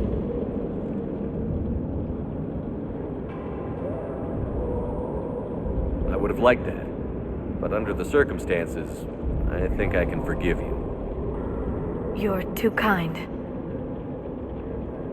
In any case, my work paid off. The archives are full of data, an overwhelming amount. I think I found what we need.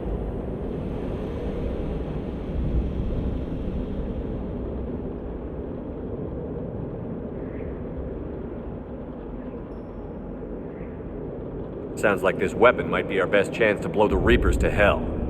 It's not a weapon, not yet. It's plans for a device, a blueprint. It's more than we had a minute ago. How do we get it? The archives are just across that tramway. Assuming Cerberus hasn't locked it down. What are they after? Yeah, they seem hell-bent on catching you. They want what I'm here for. What we're all here for. But why? The Protheans came close to defeating the Reapers. They had plans to destroy them, but ran out of time. And anything powerful enough to destroy the Reapers. Just might be something Cerberus would be interested in. So it's a race to the archives.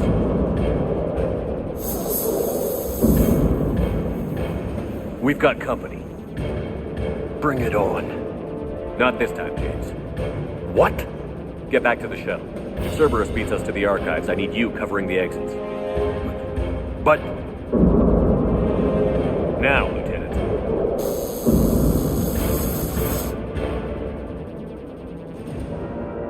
They're getting closer. We should take cover.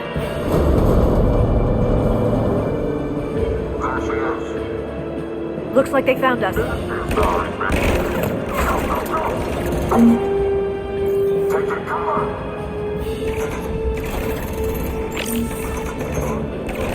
You can't hide forever.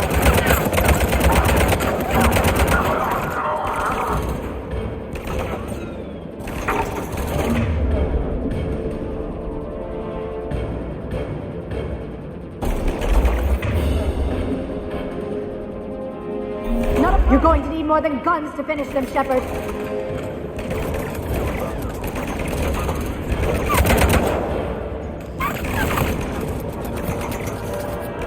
Can't just shoot them.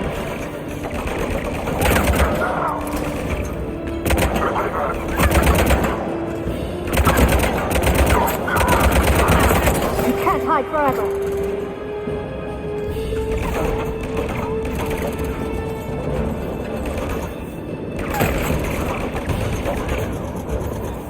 You're going to need more than guns to finish them, Shepard.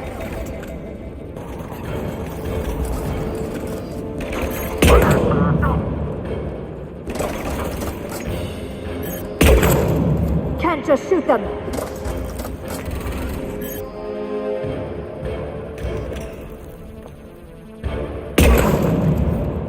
That's all of them.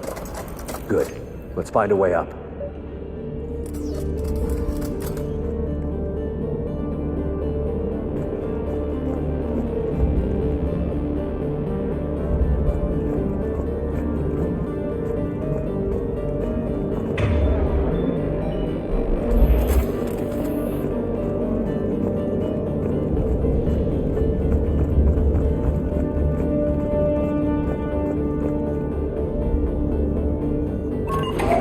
This is a secure station.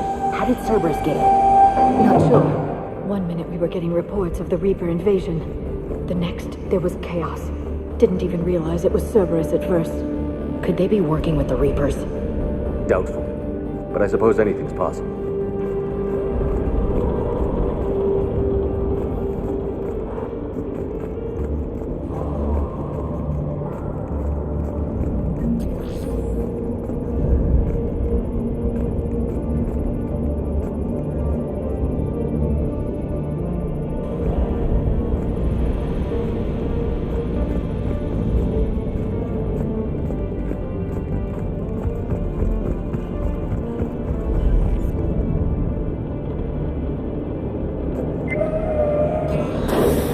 They've sabotaged the elevator. Look for another way up.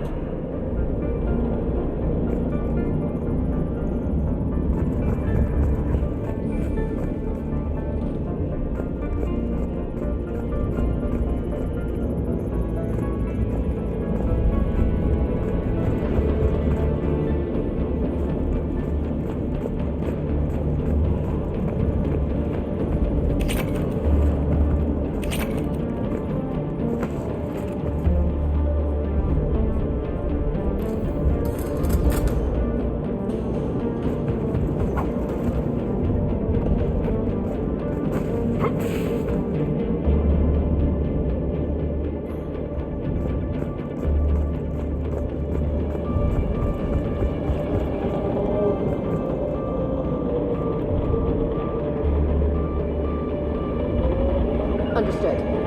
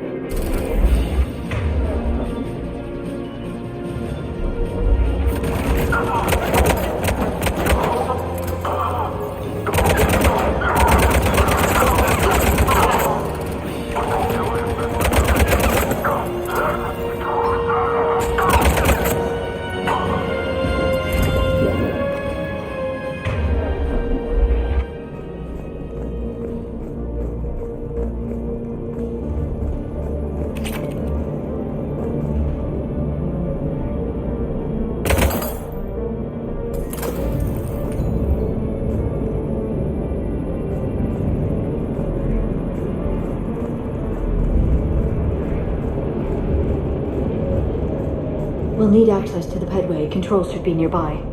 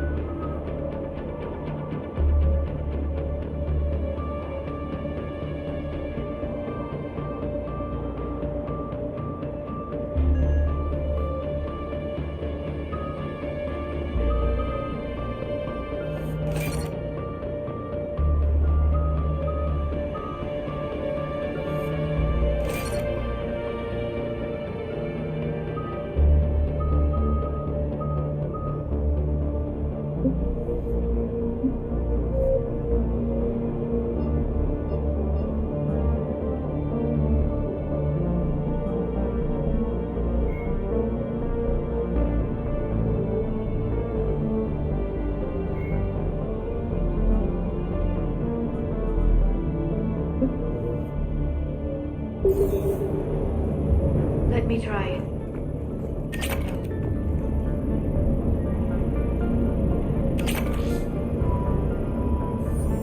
Damn it.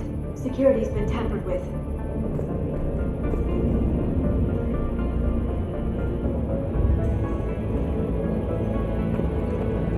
That's odd.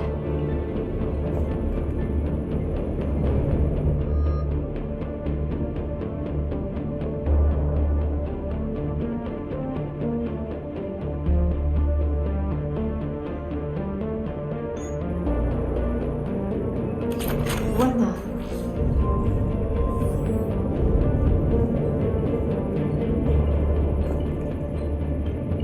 Let me try. No. Shepard, see if you can gain access to the pedway. I can't seem to unlock the live feeds, but... Hey, did you see that? Who's that woman in the vid? That's Dr. Ivakore. She got here about a week ago. Any luck? Headway's been locked out. All right. Looks like there's construction nearby. We can get out on the roof. We can find a way around from there. Great. Let's move.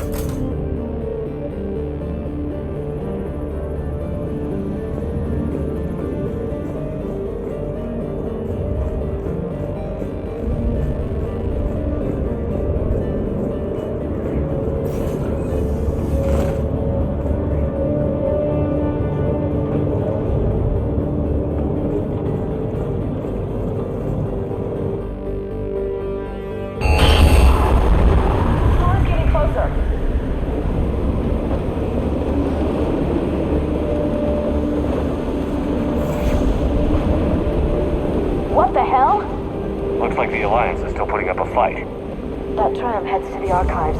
Once Cerberus is across, they're at the final security checkpoint. And that's where we're headed.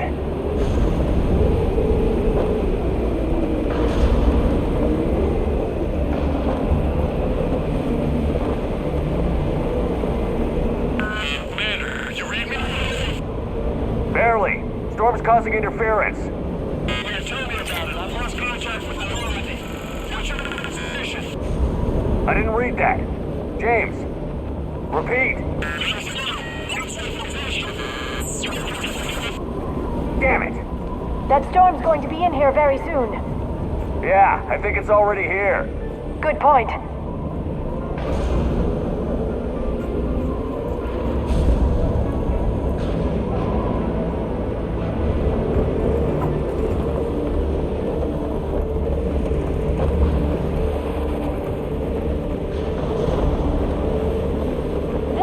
Shouldn't be open. Doesn't look like it was forced. No, you have to override security protocols.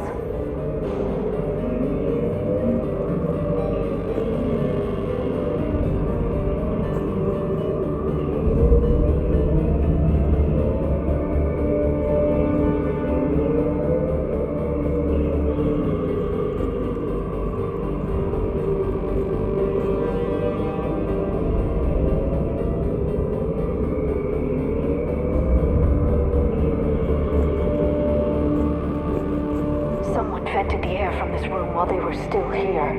Looks like they died trying to claw their way out. This is brutal, even by Cerberus standards.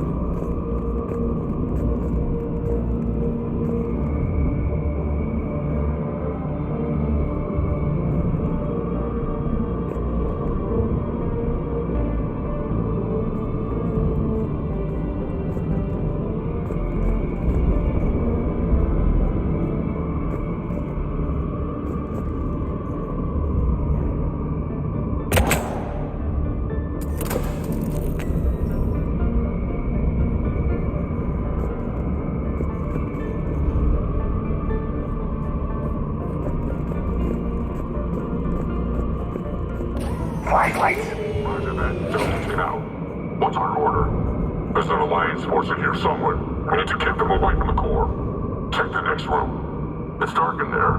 Want me to shut out the windows? No, not unless you want to decompress this room too. I don't see anyone. Come on, there's no one alive in there. Let's keep moving.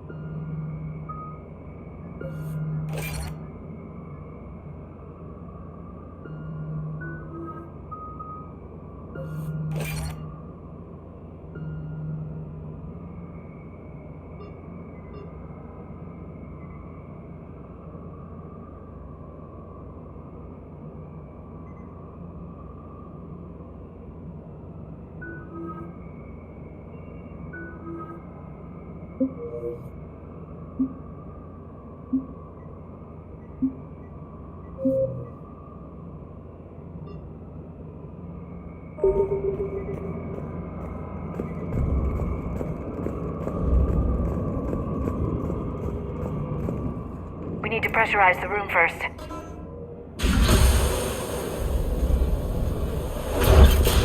There we go. We have access to the labs. They'll take us right to the tram station. Hey, looks like there's a recording of what happened here. Security station. Come in. We're seeing some odd activity down here. Our security protocols just kicked in. Everything's locked down. Doctor, I'll get you a report as soon as...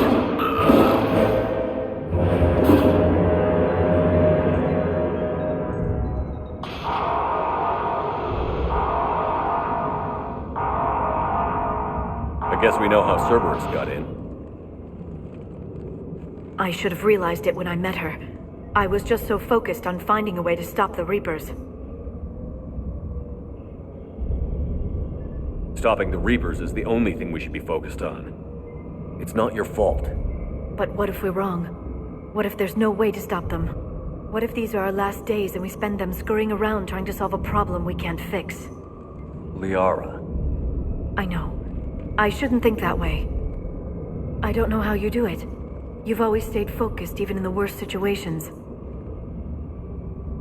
When there's so much at stake, I think about my friends, loved ones, what I'd lose if I failed. Me too. We'll stop them, Liara. Together. I believe you. Or I believe that you believe. Maybe that's enough.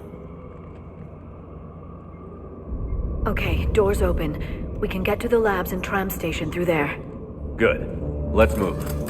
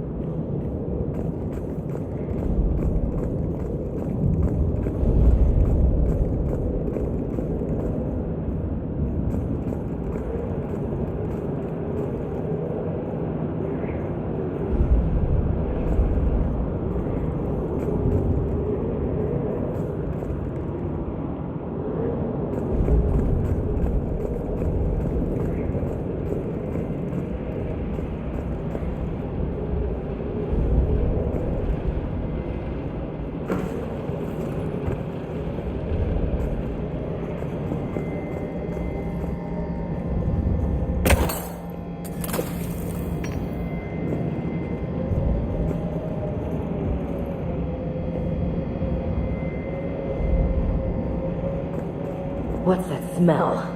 They just activated the decontamination protocols, with the staff still inside.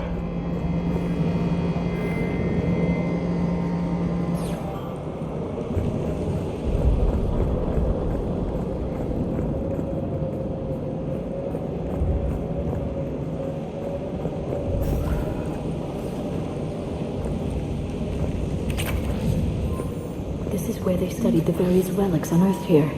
What did they find? More than I could describe in a short conversation. And they'd only scratched the surface.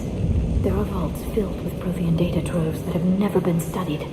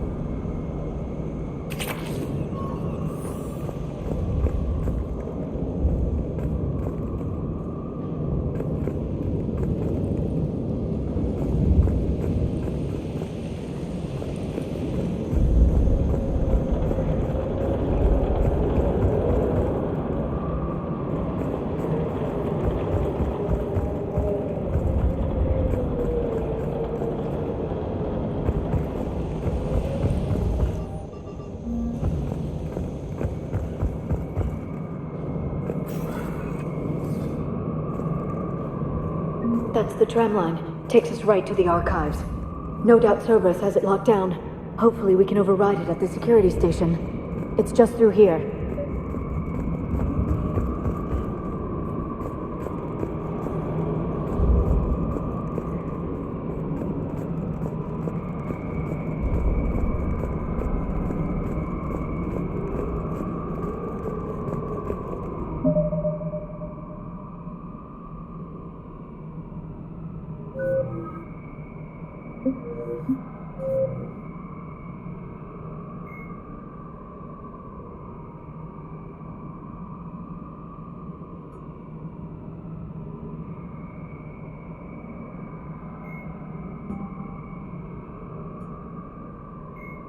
Admiral Stephen Hackett, Flight Lieutenant Dr. Liara Tassoni is an Asari information broker with a background in scientific research on Prothean technology. Born on Thessia in 2077, she is the only child of the late matriarch Benezia. Although mother and daughter became estranged in the years before Benezia was indoctrinated by the Reaper known as Sovereign. Tassoni is also a highly trained biotic who served under Commander Shepard aboard the SSV Normandy before the ship was destroyed in a collector attack. Before she became involved in galactic affairs, Dr. Tassoni spent 50 years researching the Protheans' technology and the mystery of their extinction. She now divides her time between uncovering Prothean ruins and consulting with noteworthy representatives of the various Citadel races. In recent years, the pro-human syndicate known as Cerberus has seen its influence grow galaxy-wide. The largely untraceable organization now includes private intelligence agencies, biotics laboratories, research facilities, and the lucrative corporations that provide a front for it all. Cerberus's charismatic leader, known only as the Elusive Man, drives the organization's philosophy and interests. The level of secrecy he maintains puts professional intelligence agencies to shame. As Cerberus grows, so too does public distrust of the organization. Some commentators have remarked that Cerberus is not so much pro-human as it is anti-alien. Others question the blind loyalty of its employees.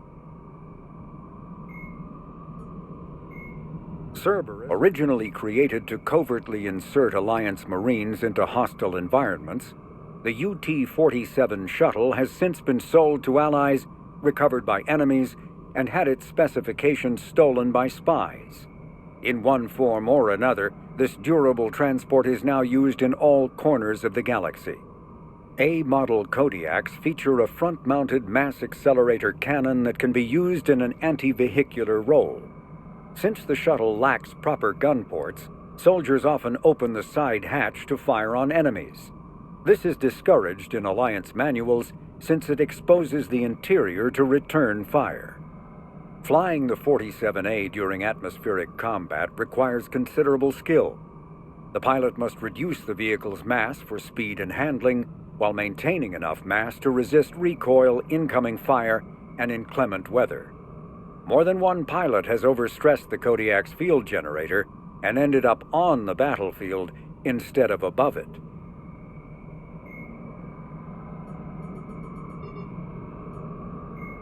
"50,000 years ago, the Protheans were the only spacefaring species in the galaxy. They vanished in a swift galactic extinction. Only the legacy of their empire remains. They are believed to have built the mass relays and the Citadel, which have allowed numerous species to explore and expand throughout the galaxy. Prothean ruins are found on worlds across the galaxy. While surprisingly intact for their age, functioning examples of Prothean paleotechnology are rare. Time and generations of looters have picked their dead cities and derelict stations clean. Some believe the Protheans meddled in the evolution of younger races.